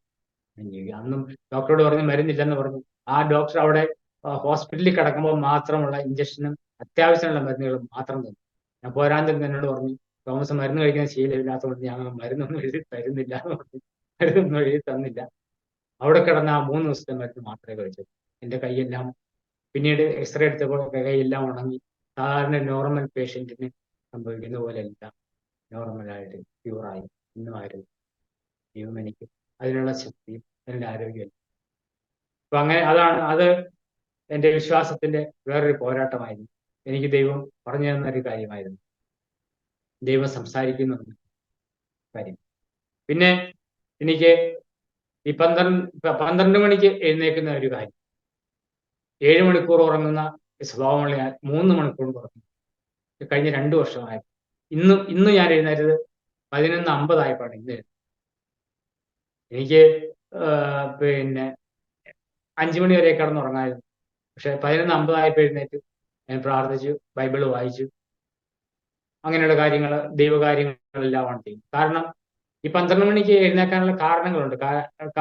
അതിന്റെ കാര്യം എന്താണെന്ന് ചോദിച്ചു കഴിഞ്ഞാൽ, എനിക്ക് നമ്മുടെ ലേവ്യ പുസ്തകം 15-ാമത്തെ അധ്യായത്തിൽ യഹോവയായ ദൈവം പറയുന്നത്, ഞാൻ വിശുദ്ധനായിരിക്കുന്നവർ നിങ്ങളും വിശുദ്ധനായിരിക്കാൻ എപ്പോഴും പറയുന്നത്. അതിനകത്ത് പല പ്രാവശ്യം ഈ ലേവ്യ പുസ്തകത്തിൽ പല പ്രാവശ്യം ആവശ്യപ്പെടുന്നു, പല പ്രാവശ്യം പറയുന്നു, ഞാൻ വിശുദ്ധനായിരിക്കാൻ നിങ്ങളും വിശുദ്ധ. അപ്പൊ ഈ 15-ാമത്തെ അധ്യായം മുതൽ ഒരു 20-ാമത്തെ അധ്യായം വരെ ഒരു മനുഷ്യന്റെ ശരീര വിശുദ്ധിയെ പറ്റിയാണ് പഠിക്കുന്നത്. അവന്റെ സ്ഖലനം ഉണ്ടാവുമ്പോഴും അവൻ അശുദ്ധനായിട്ടില്ല. ആ ബെഡിൽ അല്ലെങ്കിൽ അവന്റെ വസ്ത്രത്തിൽ ഇരിക്കുന്നവ തൊടുന്നവനെല്ലാം അശുദ്ധനായിട്ടിരിക്കും. ഈ അശുദ്ധിയൊന്നും നമ്മൾ പഠിച്ചിട്ടില്ല, നമ്മുടെ മാതാപിതാക്കൾ നമ്മളെ പഠിച്ചിട്ടില്ല, അവർക്ക് അറിയത്തില്ല. പക്ഷെ ദൈവം വസിക്കുന്ന ഒരു മനുഷ്യനിൽ ഈ അശുദ്ധി പാടും. ദൈവത്തിന്റെ ആത്മാവായിട്ട് ദൈവത്തിന്റെ ആത്മാവ് വസിക്കുന്ന ഇടമായി ഒരു മനുഷ്യൻ ദൈവത്തിന്റെ ആലയമായി മാറണമെങ്കിൽ ആ മനുഷ്യന് അശുദ്ധി പാടും, വിശുദ്ധനായിരിക്കും. കാരണം എനിക്ക് എൻ്റെ ഒരു പ്രശ്നം എന്ന് പറഞ്ഞു കഴിഞ്ഞാൽ, ഈ ദുസ്വപ്നങ്ങൾ, വേണ്ടാത്ത സ്വപ്നങ്ങളെ കണ്ടു കഴിയുമ്പോഴത്തേക്കും എൻ്റെ ശരീരത്തെ അശുദ്ധമാക്കുന്ന സ്വപ്നങ്ങളൊക്കെ ഉണ്ടാകും. അത് കൂടുതലും ഉണ്ടാകുന്നത് 12 മണിക്കും 5 മണിക്കും ഇടയ്ക്കുള്ള. അപ്പൊ എനിക്ക് എൻ്റെ ഈ ഉറക്കത്തെ മാറ്റുന്നത്, എനിക്ക് ബൈബിൾ വായിക്കാനും പ്രാർത്ഥിക്കാനും ഈ 12 മണി മുതൽ, പിന്നീട് ഞാൻ ഉറങ്ങിയത് 12 മണിക്ക് എഴുന്നേറ്റ് കഴിഞ്ഞാൽ ഞാൻ ഉറങ്ങിയല്ല, പിന്നെ ബൈബിൾ വായിക്കുന്നു, പ്രാർത്ഥിക്കുന്നു, അല്ലെങ്കിൽ നല്ല മെസ്സേജുകൾ. അപ്പോൾ ഇങ്ങനെയുള്ള സ്വപ്നങ്ങൾ കാണാനും എൻ്റെ ശരീരത്തെ അശുദ്ധമാക്കാനും ഒരു അവസരം പ്രവർത്തിക്കും. അപ്പൊ എന്നെ വിശുദ്ധിയിലേക്ക് നടത്തുന്ന ഒരു ഭാഗമായിരുന്നു എൻ്റെ ഈ ഉറക്കത്തിന്റെ ഇതും. ഈ ഉറക്കം എന്നെ മാറ്റി. അതിന്റെ വേറൊരു കാര്യം പറയുകയാണെങ്കിൽ, പിന്നീട് എൻ്റെ ഉള്ള ചിന്ത, യേശു വരാറായി. യേശുവിന്റെ ശബ്ദം കേൾക്കണമെങ്കിൽ നമ്മൾ ഉണർന്നിരിക്കുന്നവർക്ക് മാത്രമേ യേശുവിന്റെ ശബ്ദം കേട്ട് യേശുവിനോട് പോകാൻ പറ്റൂ. ഇപ്പൊ ഞാൻ കള്ളുമൊക്കെ അടിച്ച് കൂർക്കം വലിച്ച് കടന്നുറങ്ങുവാണെങ്കിൽ യേശു എന്ന് വിളിക്കുമ്പോൾ ഞാൻ പറയും, പിന്നീട് വരാം, പിന്നെ ആട്ടെ. യേശുവാണോ വിളിക്കുന്നത്, ആരാണോ വിളിക്കുന്നത്, ഭാര്യയാണോ വിളിക്കുന്നതെന്ന് അറിയാതെ ഒരുപക്ഷെ പിന്നെ ആട്ടെ എന്ന് പറഞ്ഞ് ഞാൻ കിടന്നുറങ്ങിപ്പോ. അതുകൊണ്ട് യേശു വരാറായ ആ സമയമായതുകൊണ്ട് എൻ്റെ മനസ്സെപ്പോഴും യേശു വരാറായി. യേശുവിനോടുകൂടി പോകണമെങ്കിൽ നമ്മളെപ്പോഴും ഉണർന്നിരുന്ന് പ്രാർത്ഥിക്കാണ്. യേശുവിന്റെ കുരിശുമരണ സമയത്തൊക്കെ ശിഷ്യന്മാരോട് പറഞ്ഞു, നിങ്ങൾ എൻ്റെ കൂടെ വാ, നിങ്ങൾ ഉണർന്നിരുന്ന് പ്രാർത്ഥിക്കും. നിങ്ങൾ മയങ്ങി രാത്രികാലം മുഴുവൻ ഉറങ്ങി സൂഹിക്കാതെ നിങ്ങൾ ഉണർന്നിരുന്ന് പ്രാർത്ഥിക്കും. അപ്പൊ അതിന്റെ ഭാഗമായിട്ടാണ് ഞാൻ 7 മണിക്കൂർ ഉറങ്ങിയിരുന്ന എന്നെ 3 മണിക്കൂർ മാത്രം ഉണർന്നിരുന്ന് പ്രാർത്ഥിക്കുന്നു, ബൈബിൾ വായിക്കുന്നു, യേശു വിളിക്കുമ്പോൾ സൗണ്ട് കേട്ട് ഇത്രയും പെട്ടെന്ന് ആദ്യം ഇറങ്ങി ഓടുവാനായിട്ട് എന്നെ തയ്യാറാക്കിയാണ്. അപ്പൊ അങ്ങനെ പിന്നെ വേറൊരു സംഭവം ഉണ്ടാകുന്നത്, ഇങ്ങനെ ഒരുപാട് സംഭവങ്ങൾ എല്ലാം പറഞ്ഞു കഴിഞ്ഞാല്, ഇന്നും നമ്മുടെ ദൈവം, നമ്മൾ വിളിക്കുന്ന ദൈവം ഇന്നും ജീവിക്കുന്ന ജീവനുള്ള ദൈവമാണ്. നമുക്ക് പറയാം. വിഗ്രഹങ്ങൾ ആരാധിക്കുന്ന മനുഷ്യരുണ്ട്. ഞാൻ മാതാവിന്റെ പ്രതിമയെ വർഷങ്ങളായിട്ട് പ്രാർത്ഥിച്ചുകൊണ്ടിരുന്ന മാതാവിന്റെ ഭക്തനായിരുന്നു. അപ്പൊ ജീവനുള്ള ദൈവത്തെ കണ്ടെത്തിയപ്പോഴും ഞാൻ അതെല്ലാം ഉപേക്ഷിച്ചു.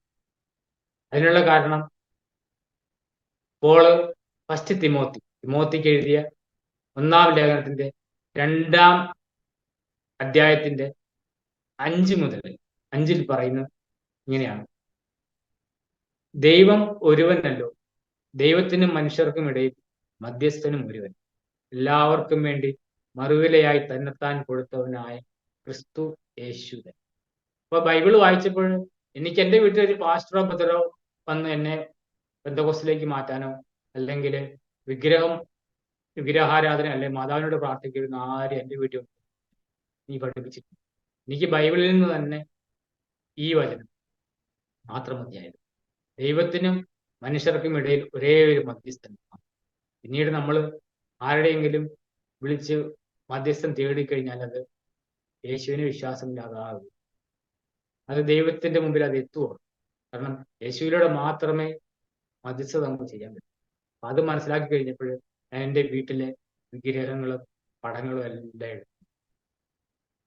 അത് എന്നോട് ആരെങ്കിലും പെന്തക്കോസ്തുകാർ വീട്ടിൽ വന്ന് പറഞ്ഞതോ അല്ലെ പാസ്റ്റർമാരോ ബ്രദർമാരോ ഒന്ന് പറഞ്ഞു.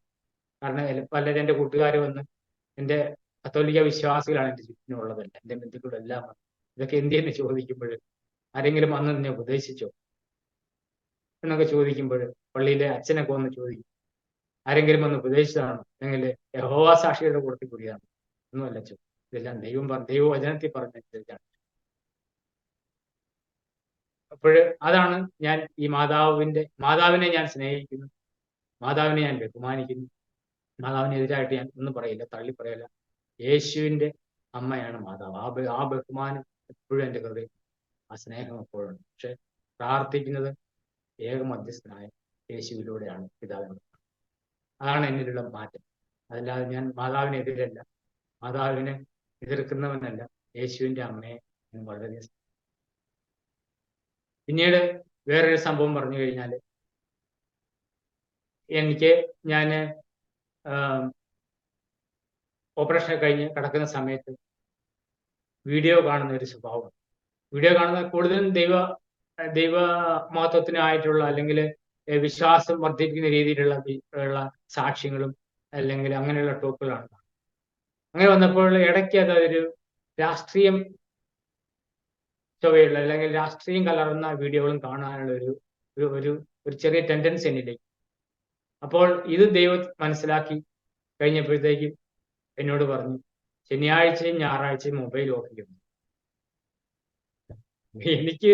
എനിക്കത് മനസ്സിലായില്ല. ശനിയാഴ്ച ഞായറാഴ്ച ഓഫ് ചെയ്ത് ആരെങ്കിലും വിളിച്ചാലും ചെയ്യും, ശനിയാഴ്ച ഞാൻ 2 ദിവസം മൊബൈൽ ഓഫ്. അപ്പൊ ഞാനത് അധികം ചുമ്മാ കേട്ടതായിരിക്കും, മൈൻഡ് ചെയ്തില്ല. കാരണം നമ്മുടെ ഇഷ്ടത്തിന് വിപരീതമായിട്ട് വരുമ്പോൾ ദൈവശബ്ദമാണെങ്കിൽ പോലും അത് ഇല്ല എന്ന് പറയാനാണ് നമുക്ക് താല്പര്യം. പക്ഷെ ഞാൻ എന്ത് ചെയ്തു, ശനിയാഴ്ച വന്നു സാധാരണ പോലെ തന്നെ ഞാൻ വീഡിയോ കണ്ട് എൻ്റെ പുതിയ മൊബൈലാണ്, 3 വർഷമായിട്ടുള്ള മൊബൈലാണ്. അതിന്റെ ബാറ്ററിയും കുഴപ്പമില്ലാത്ത ബാറ്ററിയാണ്. ഒരു 3 മണിക്കൂറൊക്കെ 4 മണിക്കൂറൊക്കെ കണ്ടു കഴിഞ്ഞപ്പോഴത്തേക്കും അതിന്റെ ബാറ്ററി ഡൗൺ ആയി. അതിന്റെ 15% ഉള്ളപ്പോഴേ ഈ ബാറ്ററി ഡൗൺ ആയി കഴിഞ്ഞപ്പോൾ ഞാനിത് ചാർജ് ചെയ്യാനായിട്ട് ഇന്ന് കുത്തിയിട്ട് ഇത് ചാർജ് ആകും. ഞാൻ വീട്ടിലുള്ള സർവ്വ പ്ലഗിലും, വീട്ടിൽ ഇൻവേർട്ടർ ഉള്ള പ്ലഗിലും കൊണ്ടുപോയി കുത്തിയിട്ടും ഈ മൊബൈൽ ചാർജ് ആകും. അതായത് 3 വർഷം പഴക്കമുള്ള മൊബൈൽ, ചാർജറും ഒറിജിനൽ ചാർജറാണ്. ഞാൻ വീട്ടിലുള്ള എല്ലാ പ്ലഗുകളിലും 4-5 പ്ലഗുകളിൽ കൊണ്ട് ചാർജാണ്. ഇത് ചാർജ് ആകാതെ ഈ മൊബൈൽ തന്നെ ഓഫായി പോയപ്പോൾ ഇത് ചാർജ് ആകാൻ. അപ്പൊ എനിക്ക് മനസ്സിലായി, ശനിയാഴ്ച മൊബൈൽ ഓഫ് ചെയ്യണം എന്ന് ദൈവ കൽപ്പന അനുസരിക്കാത്തത് ദൈവം കാണിച്ചു തന്നായിരുന്നു. മൊബൈൽ തന്നെ ഓഫായി പോയി. ഒരു ചാർജറിലും ചാർജ് ചെയ്യാൻ പറ്റിയില്ല, ഒരു പ്ലഗിലും കറണ്ട് കിട്ടിയില്ല, ഇൻവേർട്ടർ ഉണ്ടായിട്ട് പോലും ചാർജ് ചെയ്തില്ല. മൊബൈൽ തന്നെ ഓഫായിപ്പോയി. ഇതിങ്ങനെ സെക്കൻഡ് സാറ്റർഡേ ഉണ്ട്. പിന്നെ അടുത്ത ആഴ്ചയിലും വന്നപ്പോഴും ഞാനിത് അധികം മൈൻഡ് ചെയ്തു. ഇതൊക്കെ അങ്ങ് മറന്നുപോയി. പിന്നത്തെ ശനിയാഴ്ചയും ഇതുപോലെ തന്നെ ഞാൻ വീഡിയോ കണ്ടു. ഉച്ച കഴിഞ്ഞപ്പോഴത്തേക്കും മൊബൈലിലെ ചാർജ് തീർന്നപ്പോഴും ഇതിന്റെ ഒറിജിനൽ ബ്ലാക്ക് മൊബൈലാണ്, ബ്ലാക്ക് കളറുള്ള ചാർജറാണ്, ഒറിജിനൽ തന്നെയാണ്. ഇത് ചാർജ് തീർന്നപ്പോൾ ഞാൻ വീണ്ടും ചെന്ന് കുത്തിയിട്ട് ഇത് ചാർജ് ആകുന്നില്ല. ഞാൻ നോക്കി, ഇപ്പോഴ് മറ്റുള്ള മൊബൈലിലൊക്കെ കുത്തി നോക്കിയപ്പോൾ അതൊക്കെ ചാർജ്, എൻ്റെ ഈ മൊബൈൽ ചാർജ് ആകും. വീണ്ടും നോക്കി കഴിഞ്ഞപ്പോൾ കുറച്ചു നേരം കഴിഞ്ഞു, മറ്റുള്ള മൊബൈലിൽ കുത്തി നോക്കിയിട്ട് അതും ചാർജ്. അപ്പോൾ ഞാൻ ഉടനെ എടുത്ത്, എനിക്ക് മനസ്സിലായി ചാർജറിന്റെ കുഴപ്പമായി, ഒറിജിനൽ ചാർജറാണ്. ഞാൻ ഈ ചാർജറും മൊബൈലും കൂടെ ഒരു ഷോപ്പിൽ കൊണ്ടുപോയി കൊടുത്തപ്പോൾ അവർ പറഞ്ഞു ചാർജർ കേടായി. അപ്പോൾ ഞാൻ അപ്പോഴെനിക്ക് മനസ്സിലായി വീണ്ടും ദൈവം ഇടപെട്ടത് തന്നെയാണ്. അപ്പൊ പിന്നെ അന്ന് പിന്നെ മൊബൈൽ ഓഫ് ചെയ്തു. പിന്നെ ഞാൻ പുതിയൊരു ചാർജർ, ലോക്കൽ ചാർജർ 650 രൂപ കൊടുത്തു. ഒറിജിനൽ ചാർജറിന് 1600 രൂപയാണ് സാംസങ്ങിന്റെ ഒറിജിനലിന്. ഒരു ലോക്കൽ ആയിട്ടുള്ള 650 രൂപ കൊടുത്തൊരു ചാർജർ മേടിച്ചു. പിന്നെ മൂന്നാമത്തെ ശനിയാഴ്ച ഇതുപോലെ വീണ്ടും ഞാൻ അനുസരിക്കേണ്ടി കഴിച്ചു. ആ ലോക്കൽ ചാർജർ വെച്ച് പിന്നെയും ചാർജ് ചെയ്തു. ഇതുപോലെ തന്നെ വൈകിട്ട് വന്നു. ആ ചാർജറും കേടായി. അങ്ങനെ 2 ചാർജർ കേടായി. ആദ്യം ഇത് ചാർജ് ആകാതെ ഒന്ന് ഓഫായി. 2 ചാർജർ കേടായി. അത് കഴിഞ്ഞപ്പോൾ ഞാൻ അടിയറവ് പറഞ്ഞു, ദൈവമേ, ഇനി ഒരിക്കലും ഞാൻ ശനിയാഴ്ച ഞായറാഴ്ച ഞാൻ മൊബൈൽ ഓഫ് ചെയ്യും. അങ്ങനെ കഴിഞ്ഞ 2 വർഷമായിട്ട് വെള്ളിയാഴ്ച ഞാൻ ഉറങ്ങുന്ന സമയത്ത് 8:30 9 മണിയാകുമ്പോൾ എൻ്റെ 2 മൊബൈലും ഞാൻ ഓഫ് ചെയ്തിട്ട് ഇത് കഴിഞ്ഞ 2 വർഷമായിട്ട്. അത് കാരണം എനിക്ക് അതിനുള്ള ഫലങ്ങൾ എനിക്ക് കിട്ടി.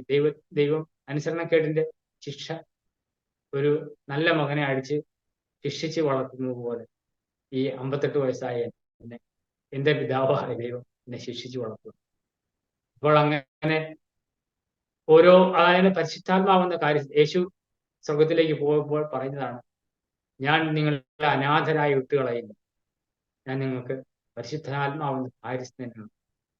ഈ കാര്യസ്ഥൻ വന്ന് നിങ്ങൾക്ക് പാപത്തെ പറ്റി നിങ്ങൾക്ക് ബോധം നൽകും. ഈ കാര്യസ്ഥൻ എന്നെ പറ്റി സാക്ഷില്ല. ഇന്ന് യേശുവിന്റെ സാക്ഷ്യം ഞാൻ പറയുന്നു. ഈ പരിശുദ്ധാത്മാവ് എന്നിൽ വന്നുകൊണ്ടാണ് ഞാൻ യേശുവിന്റെ സാക്ഷ്യം. എന്റെ കഴിവോ എന്റെ നേട്ടമോ എനിക്ക് പ്രശസ്തി കിട്ടാൻ ഞാൻ വലിയ ആളാണെന്നല്ല.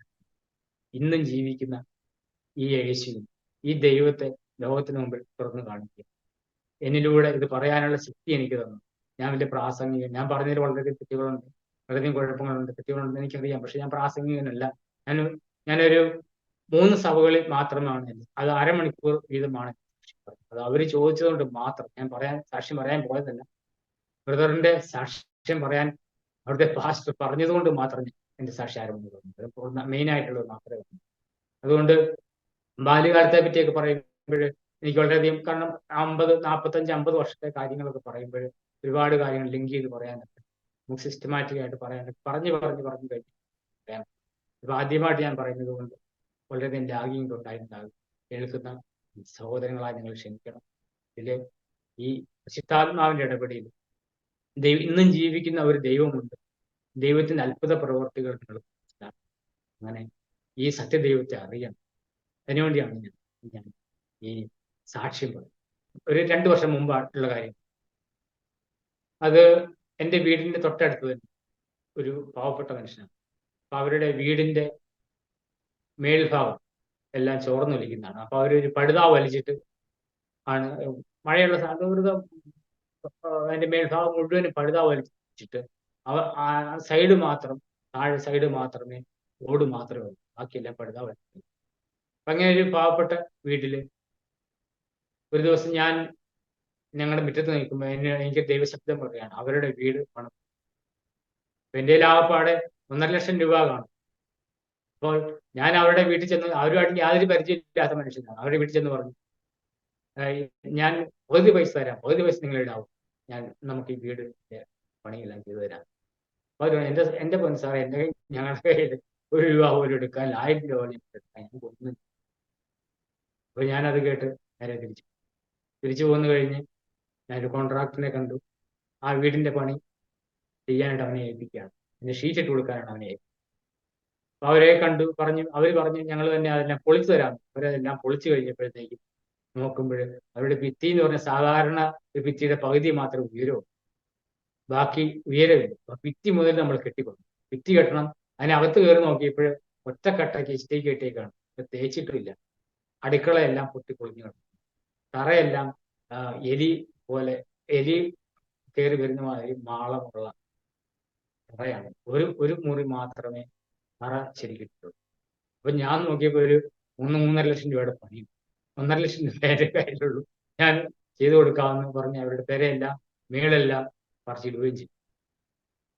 അപ്പൊ ഞാനിത് പറയാൻ പോകുന്നത് ഞാൻ വലിയ കാര്യം ചെയ്തു എന്നല്ല, അവിടെയും ദൈവത്തിന്റെ കരം ഉണ്ടായ കാര്യം പറയാൻ.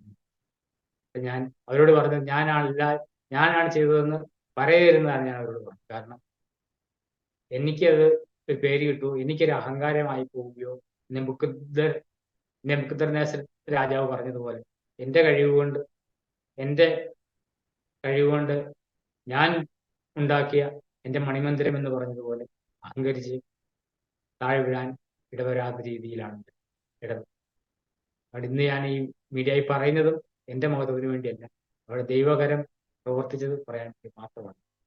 അപ്പൊ അങ്ങനെ ഇവര് അതിന്റെ മേൽഭാഗം പണിതു, അതിലെ അഴിച്ചു മാറ്റി. ഇയാള് ഷീറ്റ് ഇടാനായിട്ട് ആള് വന്നു. അവർ തന്നെ അതിന്റെ മേളും കൂടെ ഭിത്തിയെല്ലാം മുട്ടിച്ചു, അടുക്കള പണിതു, പിന്നെ അവരുടെ തറയെല്ലാം ഇട്ടു, അവരുടെ ഭിത്തിയെല്ലാം അകവും പുറം തേച്ചു കൊടുത്തു. എല്ലാം കൂടെ വന്നപ്പോൾ 3,4 ലക്ഷം രൂപയായി. എനിക്ക് ആ പാട് 1.5 ലക്ഷം രൂപ എൻ്റെ കയ്യിൽ, 3,4 ലക്ഷം രൂപയായി. അപ്പോൾ ഞാൻ 10 വർഷം മുമ്പ് ഞാൻ ഖത്തറിൽ നിന്ന് ആദ്യം വന്നു കഴിയുമ്പോൾ ഞാൻ ഷെയറിന്റെ ബിസിനസ് ചെയ്യാൻ, ഷെയർ ട്രേഡിങ്. അപ്പോൾ ഈ സമയത്ത് എനിക്ക് ദൈവാത്മാവ് പറഞ്ഞു ഷെയർ ട്രേഡിങ് സ്റ്റാർട്ട് ചെയ്യാൻ പറഞ്ഞു. ഞാൻ ഷെയർ ട്രേഡിങ് സ്റ്റാർട്ട് ചെയ്തു. ആ കോവിഡ് കഴിഞ്ഞിട്ട് ഉള്ള സമയത്ത് ഷെയർ പ്രൈസ് എല്ലാം ഇടിഞ്ഞു കിടന്നു. കോവിഡ് കഴിഞ്ഞ് മാർക്കറ്റ് പിക്കപ്പ് ചെയ്യുന്ന സമയത്താണ് ഞാൻ സ്റ്റാർട്ട് ചെയ്യുന്നത്. അപ്പൊ ഞാൻ മേടിച്ചു കൂട്ടിയ ഷെയറുകളെല്ലാം നല്ല വിലയ്ക്ക് വിൽക്കാൻ പറ്റും. ഫെഡറൽ ബാങ്കിന്റെയും അതുപോലെയുള്ള ഷെയറുകൾക്കെല്ലാം ഭയങ്കര ആയിട്ട് 50%, 100% ഒക്കെ പ്രോഫിറ്റ് കിട്ടുന്ന ഒരു സാഹചര്യം. കാരണം ഞാൻ 10 വർഷം മുമ്പ് ചെയ്തപ്പോൾ ഞാനിത് ക്ലോസ് ചെയ്തതാണ്. ഞാൻ 5 ലക്ഷം രൂപ ഇൻവെസ്റ്റ് ചെയ്ത് തുടങ്ങിയിട്ട് എനിക്ക് 60,000 രൂപ നഷ്ടമായി. ഇന്ന് ഞാൻ 3 ലക്ഷം രൂപ ഇട്ട് അത് ചെയ്തപ്പോൾ എനിക്ക് 3,4 ലക്ഷം രൂപ എനിക്ക് ലാഭം കിട്ടും. അപ്പം എനിക്ക് ഈ വീടിന് ചെയ്തു കൊടുക്കേണ്ട പൈസ കൃത്യം ഷെയർ പ്രൈസിന്റെ 3,4 ലക്ഷം രൂപ ഇതിന് ചെലവായി. ആ 3,4 ലക്ഷം എനിക്ക് ഷെയർ ട്രേഡിങ്. കാരണം ദൈവമാർക്കം കടക്കാൻ എൻ്റെ പൈസ കൊണ്ട് ഞാൻ പണിത് കൊടുത്ത വീടെന്ന് പറയാനായിട്ട് എനിക്കതിനകത്ത് ക്രെഡിറ്റ് എടുക്കാൻ. ദൈവം ഒരിക്കൽ നഷ്ടം വന്ന് നിർത്തിയ ഷെയർ ബിസിനസ് ചെയ്യാൻ പറഞ്ഞു. അത് ചെയ്ത് ഇരട്ടി ലാഭം, 3 ലക്ഷം രൂപ ആയിട്ട് 3,4 ലക്ഷം രൂപ ലാഭം ആ വീട് ചെയ്തു കൊടുത്തു. അപ്പോൾ ദൈവം ആർക്കും കടക്കാനില്ല. എനിക്ക് അതിനകത്ത് പുകഴുവാനോ എൻ്റെ പൈസ എന്ന് പറയാനോ ഞാൻ വെച്ചു കൊടുത്തതെന്ന് ഒന്നും. അപ്പോൾ ദൈവത്തിന്റെ പ്രവൃത്തി, ആ വീട്ടിൽ ചെന്ന് ദൈവവചനം പറയാൻ, ദൈവത്തിലേക്ക് അവരെ അടുപ്പിക്കാനും ഒക്കെ എനിക്ക് ഇടയ്ക്കിടയ്ക്ക് പോകാനുള്ള സാഹചര്യങ്ങളൊക്കെ ഉണ്ട്. അതിന് ദൈവം വഴിയൊരുക്കി. ഞാൻ പറഞ്ഞു വന്നത് ദൈവത്തിന് അസാധ്യമായിട്ടുണ്ട്. ദൈവപ്രവൃത്തി ചെയ്യുമ്പോൾ നമ്മുടെ കയ്യിലുള്ള ബാങ്ക് ബാലൻസ് നോക്കേണ്ട ആവശ്യം. ദൈവം നടത്തുന്നതാണെങ്കിൽ അത് ബാക്കി തരാൻ നമ്മുടെ രാജാവ്, നമ്മുടെ ദൈവത്തിന് എന്തിനാണ് പ്രവൃത്തി? സൂര്യനെയും ചന്ദ്രനെയും ഈ മണ്ണും ഈ മഴയും ഈ വായുവെല്ലാം കോടിക്കണക്കിന് രൂപയുടെ വിലയുള്ള. ഞാൻ ചിലപ്പം ചിന്തിക്കാറുണ്ട്, കോവിഡിന്റെ സമയത്ത് ഒരു സിലിണ്ടറിന് രാവിലെയും വൈകിട്ടും ഒരു സിലിണ്ടർ വായു ഓക്സിജൻ ശ്വസിക്കുന്ന 2,000 രൂപ വിലയാണ്. അപ്പോൾ എനിക്ക് ഇപ്പൊ 58 വയസ്സായി. ഈ 58 വയസ്സ് വരെ ഞാൻ ശ്വസിച്ച ഓക്സിജന്റെ വില ഏതാണ്ട് 5-5.5 കോടി രൂപയുടെ ഓക്സിജൻ ഞാൻ ഫ്രീ ആയിട്ട്. ദൈവം എന്നോട് പറയാ, നീ ഇതിന്റെ പകുതി ഇങ്ങോട്ട് താ. 5 കോടിയില് 5.5 കോടിയില് 2.5 കോടി നീ ഇപ്പൊ ഇങ്ങോട്ട് താ, ബാക്കി നീ പിന്നെ തരാൻ പറഞ്ഞു. 2.5 ലക്ഷം രൂപ എടുക്കാൻ എൻ്റെ 2.5 ലക്ഷം രൂപ എടുക്കും. ഇങ്ങനെ ഓരോ കാര്യത്തിൽ നമ്മൾ കറണ്ട് ബില്ല് അടയ്ക്കുന്നുണ്ട്, 2 മാസം കൊടുക്കും കറണ്ട് ബില്ല് അടയ്ക്കും. ഈ സൂര്യനെ തന്ന് പകല് മുഴുവനും ഈ വെളിച്ചം തന്ന് ഇതിന്റെ കറണ്ട് ബില്ല് ചോദിച്ചാൽ ഏതെങ്കിലും മനുഷ്യൻ അംബാനിക്ക് കൊടുക്കാൻ പറ്റും? ഒരു പക്ഷേ സാധിക്കില്ല.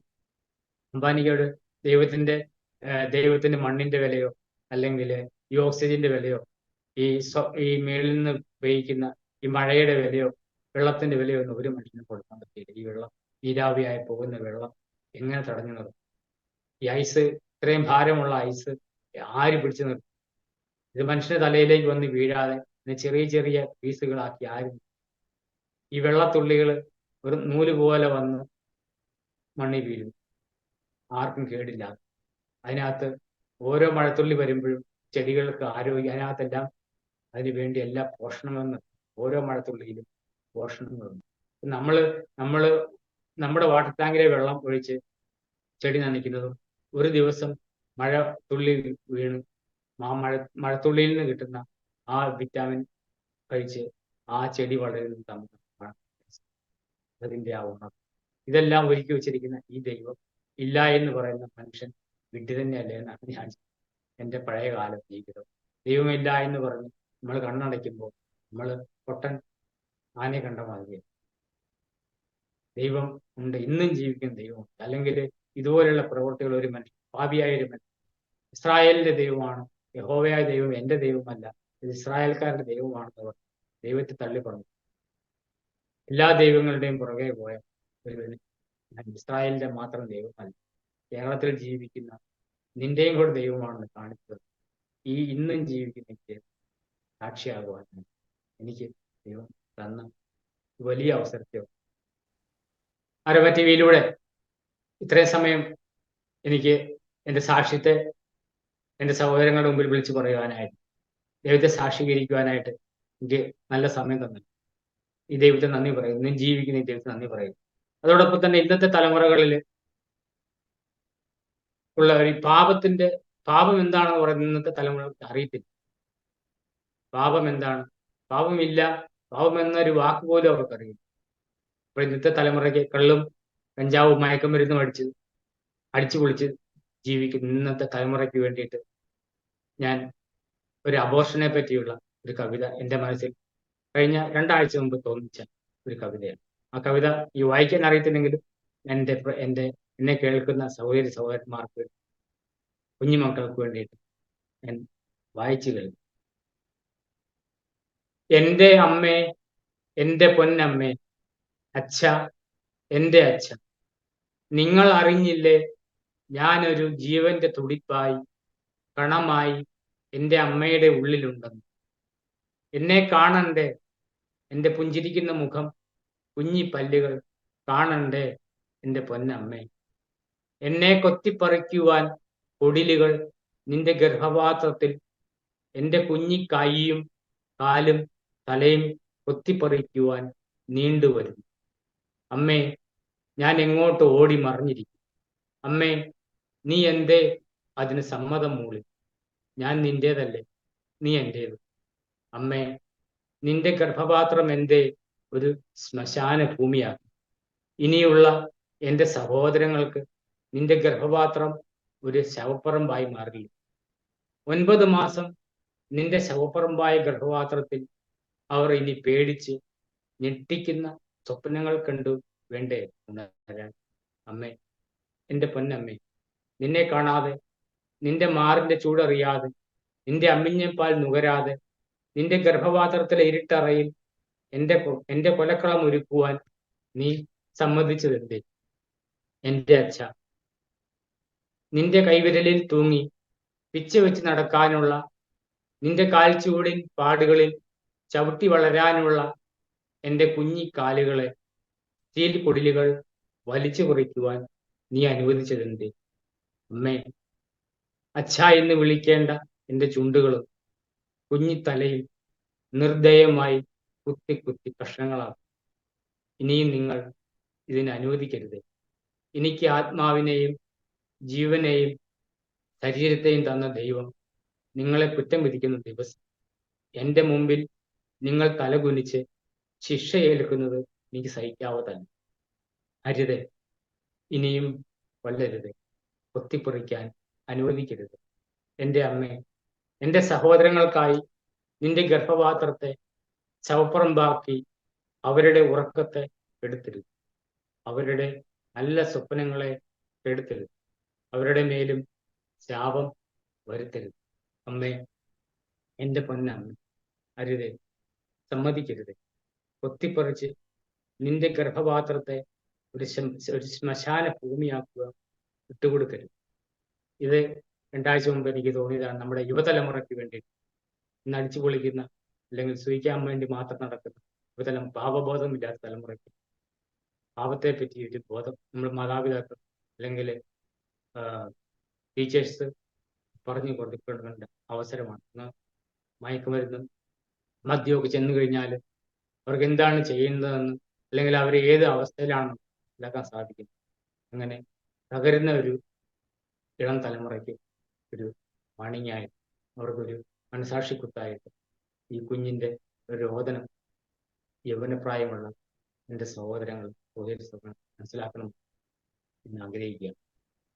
അരോമ ടിവിയിലൂടെ എൻ്റെ സാക്ഷ്യം പങ്കുവയ്ക്കുവാനായിട്ട് ദൈവം അനുവദിച്ച ഈ നല്ല അവസരങ്ങളെ ഓർത്ത് നന്ദി പറയുന്നു. ഇത് നിങ്ങൾക്ക് എല്ലാവർക്കും ഒരു അനുഗ്രഹമാക്കിയിട്ട്. ആമേൻ, ആമേൻ. കർത്താവിന് സ്തോത്രം. വളരെ അനുഗ്രഹീതമായ ഒരു സാക്ഷ്യം കർത്താവിന്റെ ദാസൻ തോമസ് ആന്റണിയിലൂടെ പങ്കുവയ്ക്കുവാൻ ദൈവത്തിന് കൃപ തോന്നിയത് ഓർത്ത് ഞാൻ ദൈവത്തിന് സ്തോത്രം ചെയ്യുന്നു. വളരെ സങ്കീർണമായ ജീവിതത്തിന്റെ പല ഏടുകളിലൂടെയും കയറി ഇറങ്ങി ഇന്നും ജീവിക്കുന്ന ഒരു സാക്ഷ്യമായി അനേകർക്ക് കർത്താവിനെ പരിചയപ്പെടുത്തി കൊടുക്കുവാൻ തക്കവണ്ണം ദൈവം ഉപയോഗിച്ചു കൊണ്ടിരിക്കുന്ന ഒരു വ്യക്തിത്വമായി കർത്താവിന്റെ ദാസനെ ദൈവം ഉപയോഗിക്കുന്നു എന്നറിഞ്ഞതിൽ വളരെ സന്തോഷമുണ്ട്. ഒരു ഘട്ടത്തിൽ യഹോവയായ ദൈവം ഇസ്രായേലിന്റെ ദൈവമാണ്, അത് മലയാളിയുടെ അല്ല എന്ന് ചിന്തിച്ച് തെറ്റിദ്ധരിച്ച് ആ ഒരു നിലവാരത്തിലുള്ള ജീവിതത്തിലേക്ക് മുന്നോട്ട് പോയപ്പോൾ ദൈവത്തെ അന്വേഷിക്കുവാൻ പല മതങ്ങളിലും കയറി ഇറങ്ങി അവിടുത്തെ കാര്യങ്ങളിലൊക്കെ പങ്കുകൊണ്ട് അതിൽ കൂടുതൽ വ്യാപൃതനായി പഠിക്കുകയും അന്വേഷിക്കുകയും ഒക്കെ ചെയ്തു. എന്നാൽ അവിടെയെങ്ങും സത്യദൈവത്തെ കണ്ടെത്തുവാൻ കഴിയാതെ വന്ന പല സന്ദർഭങ്ങളിലും ജീവിതം ഇനി വേണ്ട എന്ന് വിചാരിച്ച് ആത്മഹത്യ ചെയ്യുവാൻ തിരഞ്ഞെടുത്ത സന്ദർഭങ്ങൾ, ആത്മഹത്യക്ക് ആവശ്യമായിരിക്കുന്ന വിഷം ഒക്കെ ഉള്ളിൽ ചെന്നിട്ടും മരണത്തിന് ദൈവം ഏൽപ്പിച്ചു കൊടുക്കാതെ ആ മരണത്തിൽ നിന്ന് മടക്കി വരുത്തിയ സർവശക്തനായ ആ ദൈവം ആരെന്ന് തിരിച്ചറിഞ്ഞ് ആ ദൈവത്തിന് വേണ്ടി ജീവിതം സമർപ്പിക്കുവാൻ, ആ ദൈവത്തിന്റെ മകനായി തീരുവാൻ ദൈവം കൃപ ചെയ്തതോർത്ത്, അവസരമൊരുക്കിയതോർത്ത് ദൈവത്തിന് സ്തോത്രം ചെയ്യുന്നു. കർത്താവിന്റെ ദാസനെയും കുടുംബത്തെയും പ്രവർത്തനങ്ങളെയും ദൈവം അനുഗ്രഹിക്കട്ടെ. ഏറ്റവും ഒടുവിലായി ചൊല്ലിയതായ ആ കവിത എന്തുകൊണ്ടും അർത്ഥവത്തായ ഒരു കവിതയാണ്. ഇന്നിന്റെ തലമുറകൾക്ക് ആവശ്യമായിരിക്കുന്ന വലിയൊരു ചോദ്യചിഹ്നമാണ്. അതിലൂടെ ആ അബോർഷനിലൂടെ കൊല്ലപ്പെടുന്നതായ ആ ഒരു കുഞ്ഞിന്റെ രോദനം, ആ ഒരു കരച്ചിൽ, ആ ഒരു നിലവിളി കേൾക്കുന്ന ഓരോ ഹൃദയങ്ങൾക്കും അത് താങ്ങാവുന്നതല്ല.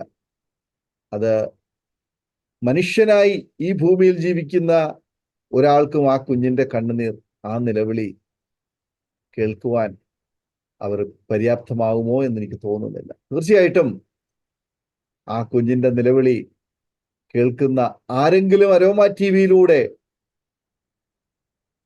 ഇങ്ങനെ ഒരു തെറ്റായ തീരുമാനമെടുക്കുവാൻ നിങ്ങൾ ചിന്തിച്ചിരിക്കുന്നുവെങ്കിൽ തീർച്ചയായിട്ടും അതിൽ നിന്ന് നിങ്ങൾ പിന്തിരിയുവാൻ നിങ്ങളെ സഹായിക്കും എന്ന് ഞങ്ങൾ പൂർണ്ണമായി വിശ്വസിക്കുന്നു.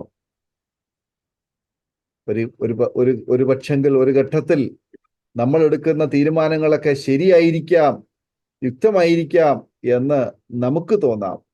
എന്നാൽ അല്പം കൂടി ഇരുന്ന് ചിന്തിക്കുവാൻ തയ്യാറാകുമെങ്കിൽ നമ്മൾ എടുത്ത തീരുമാനത്തിന്റെ ദൂരവ്യാപകമായ ദോഷഫലം നമുക്ക് തന്നെ അനുഭവിക്കേണ്ടി വരും എന്നുള്ള കാര്യത്തിന് യാതൊരു സംശയവുമില്ല.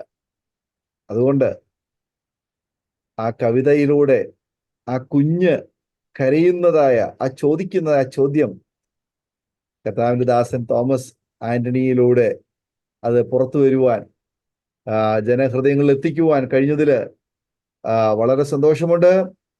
ചില പ്രിയപ്പെട്ടവർക്കെങ്കിലും എടുത്ത തെറ്റായ തീരുമാനത്തിൽ നിന്ന് ഒരു തിരുത്തലിലേക്ക് കടന്നു വരുവാൻ നിങ്ങൾക്ക് സഹായകരമായിരിക്കും എന്ന് ഞങ്ങൾ വിശ്വസിക്കുന്നു. ദൈവമായ കർത്താവ് അതിനായി എല്ലാവരെയും സഹായിക്കട്ടെ എന്ന് ഞങ്ങൾ ആശംസിക്കുന്നു, പ്രാർത്ഥിക്കുന്നു.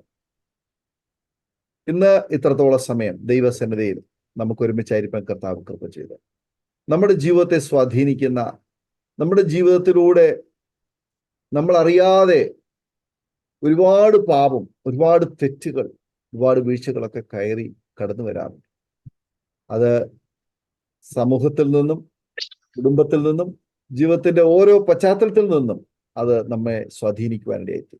ചിലപ്പോഴത് നമ്മെ എന്നേക്കുമുള്ള നാശത്തിലേക്ക് വലിച്ചിഴയ്ക്കുവാൻ അത് ഇടയായി.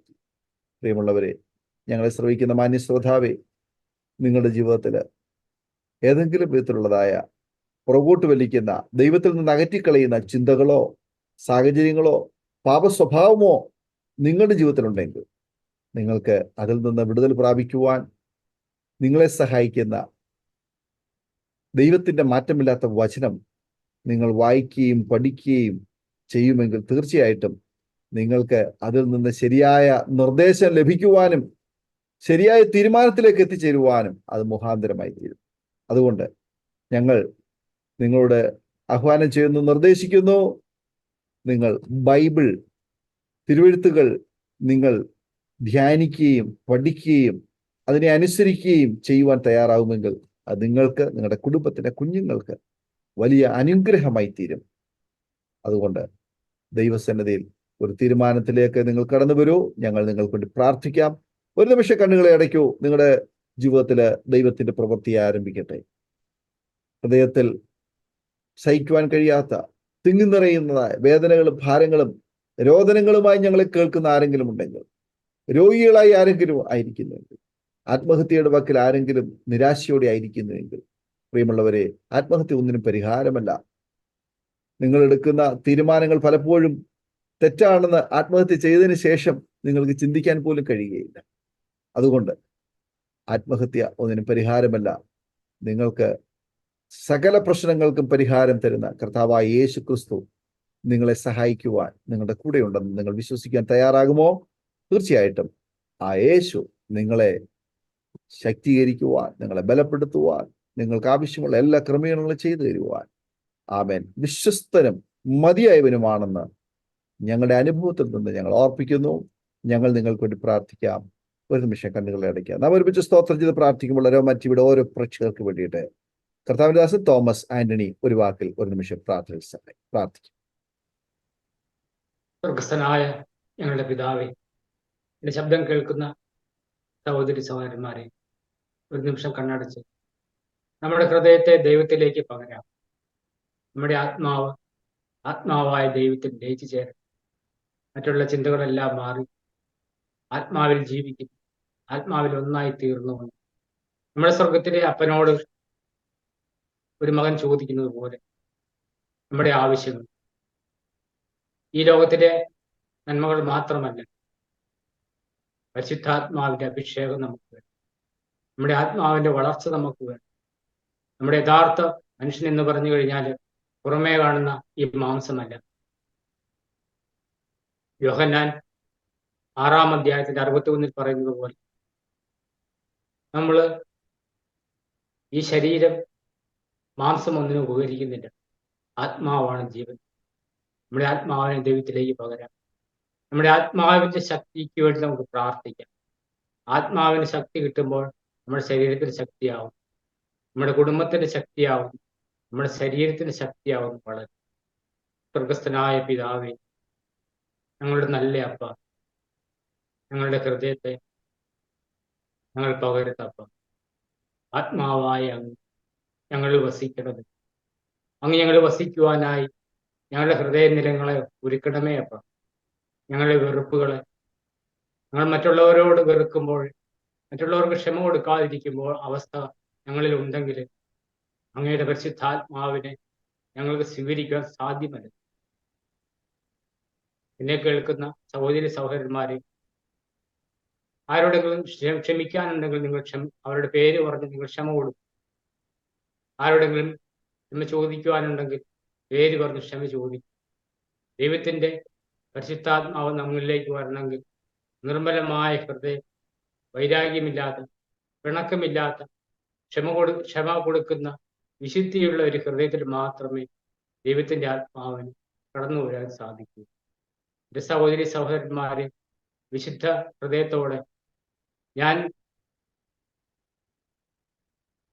യഹോവയാവുന്നു,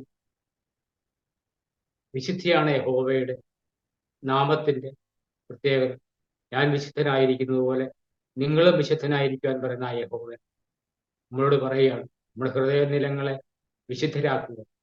സ്വർഗസ്ഥനായ എൻ്റെ പിതാവേ, അങ്ങയുടെ പരിശുദ്ധാത്മാവിനെ എന്നിലേക്ക് അയക്കണമേ. എന്നിലെ കുറവുകളെ മാറ്റിത്തരണമേ യേശു. രോഗങ്ങളാൽ, മാനസികവും ശാരീരികവുമായ രോഗങ്ങളാൽ വേദന അനുഭവിക്കുന്ന ഞങ്ങളുടെ ഹൃദയങ്ങളിലേക്ക് എഴുന്നേണ്ടി വരികയാണ്. അങ്ങയുടെ ശക്തിയാൽ രോഗത്തിൻ്റെ വേദനകൾ ഞങ്ങളിൽ നിന്ന് മാറിപ്പോകട്ടെ. രോഗത്തിൻ്റെ ദുരാത്മശക്തികൾ യേശുവിൻ്റെ നാമത്തിൽ വിട്ടുമാറണം. മദ്യത്തിൻ്റെയും മയക്കുമരുന്നിൻ്റെയും വ്യഭിചാര ചിന്തകളുടെയും ദുരാത്മശക്തികൾ എൻ്റെ ശബ്ദം കേൾക്കുന്ന സഹോദരി സഹോദരന്മാരിൽ നിന്ന് വിട്ടുമാറട്ടെ. യേശുവെ, അങ്ങയുടെ പരിശുദ്ധാത്മാവിനെ ഞങ്ങളെ ശക്തീകരിക്കണമേ, ഞങ്ങളെ ശുദ്ധീകരിക്കണമേ, ഞങ്ങളെ ജീവിക്കുന്ന ദൈവത്തിൻ്റെ ആലയമാക്കി മാറ്റണമേ യേശു. പ്രാർത്ഥന കേട്ടതിനെ പിതാവായ ദൈവമേ, അങ്ങേ പ്രിയപുത്രനായ യേശു ക്രിസ്തുവിന്റെ നാമം അങ്ങയോട് നന്ദി പറയുന്നു. ഞങ്ങളെ അനുഗ്രഹിച്ചതിനെ നന്ദി പറയുന്നു. പ്രാർത്ഥന കേട്ടതിനെ നന്ദി പറയുന്നു. ആമേൻ, ആമേൻ, ആമേൻ. വളരെ നന്ദി കർത്താവിന്റെ ദാസൻ തോമസ് ആന്റണി അവറുകൾ ഇത്രത്തോളം സമയം അനുഗ്രഹീതമായ ജീവിതാനുഭവവും സാക്ഷ്യവും ആമേനെ പങ്കുവയ്ക്കുവാൻ അരോമ ടിവിയുടെ പ്രേക്ഷകരോടൊപ്പം സമയം ചെലവഴിച്ചതിന് കർത്താവിന്റെ ദാസനുള്ളതായ നന്ദി സ്നേഹം അറിയിക്കുന്നു. ദയവായി കർത്താവ് ധാരാളമായി അനുഗ്രഹിക്കുമാറാകട്ടെ. അതുപോലെ തന്നെ ഇത്രത്തോളം സമയം ഞങ്ങളെ കേട്ടുകൊണ്ടിരുന്ന മാന്യ പ്രേക്ഷകരുള്ളതായ നന്ദി സ്നേഹം ഞങ്ങൾ അറിയിക്കുന്നു. തീർച്ചയായിട്ടും നിങ്ങളുടെ വിലയേറിയ അഭിപ്രായങ്ങളും നിർദ്ദേശങ്ങളും ആമേനെ കമന്റ് ബോക്സിൽ രേഖപ്പെടുത്താവുന്നതാണ്. ആമേനെ ഈ സാക്ഷ്യം നിങ്ങൾക്ക് അനുഗ്രഹമായി തീർന്നുവെങ്കിൽ നിങ്ങളുടെ പ്രിയപ്പെട്ടവർക്ക്, സുഹൃത്തുക്കൾക്ക് ഷെയർ ചെയ്ത് കൊടുക്കുക. അവരും കേൾക്കട്ടെ. അനുഗ്രഹിക്കപ്പെട്ട ദൈവനാമം അതിലൂടെ മഹിമപ്പെടുവാൻ മുഖാന്തരമായി തീരും. മാത്രമല്ല, നിങ്ങളുടെ പ്രാർത്ഥനാ വിഷയങ്ങളും വിലയേറിയ നിർദ്ദേശങ്ങളും സ്ക്രീനിൽ കാണുന്ന വാട്സപ്പ് നമ്പറിൽ ഞങ്ങൾക്ക് വാട്സപ്പിലൂടെ അയച്ചു തരിക. ഞങ്ങൾ നിങ്ങൾക്ക് വേണ്ടി, നിങ്ങളുടെ വിഷയങ്ങൾക്ക് വേണ്ടി പ്രാർത്ഥിക്കുന്നതായിരിക്കും. അടുത്ത അനുഗ്രഹിക്കപ്പെട്ട ഒരു സാക്ഷ്യവുമായി വീണ്ടും കാണുമ്പോഴേയും എല്ലാ പ്രിയപ്പെട്ടവർക്കും goodbye. God bless you all. ആമേൻ.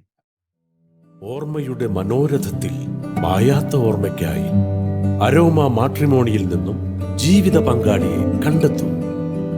നിങ്ങൾ ഒരു ക്രിസ്തീയ ജീവിത പങ്കാളിയെ അന്വേഷിക്കുകയാണോ? അതോ മക്കൾക്ക് അനുയോജ്യമായ ഒരു തക്ക തുണയ്ക്ക് വേണ്ടി പ്രാർത്ഥിക്കുന്ന വ്യക്തിയാണോ? എങ്കിൽ അരോമ മാട്രിമോണി നിങ്ങൾക്ക് വേണ്ടിയാണ്. ഇന്നു തന്നെ സൗജന്യമായി രജിസ്റ്റർ ചെയ്യൂ. അരോമ മാട്രിമോണിയുടെ പ്രത്യേകതകൾ: രജിസ്ട്രേഷൻ തികച്ചും സൗജന്യം. ലോകത്തെവിടെയുമുള്ള അനുയോജ്യമായ ക്രിസ്തീയ ജീവിത പങ്കാളിയെ തിരഞ്ഞെടുക്കാം. വിവാഹം നടക്കുന്നതുവരെ സർവീസ് ലഭിക്കുന്നു. ഏറ്റവും ചെറിയ പാക്കേജുകളും തിരഞ്ഞെടുക്കാം. അരോമ മാട്രിമോണി നിങ്ങൾക്കായി ഒരുക്കുന്നു വിവാഹം പരമാനന്ദം. Email aroma matrimony2020@gmail.com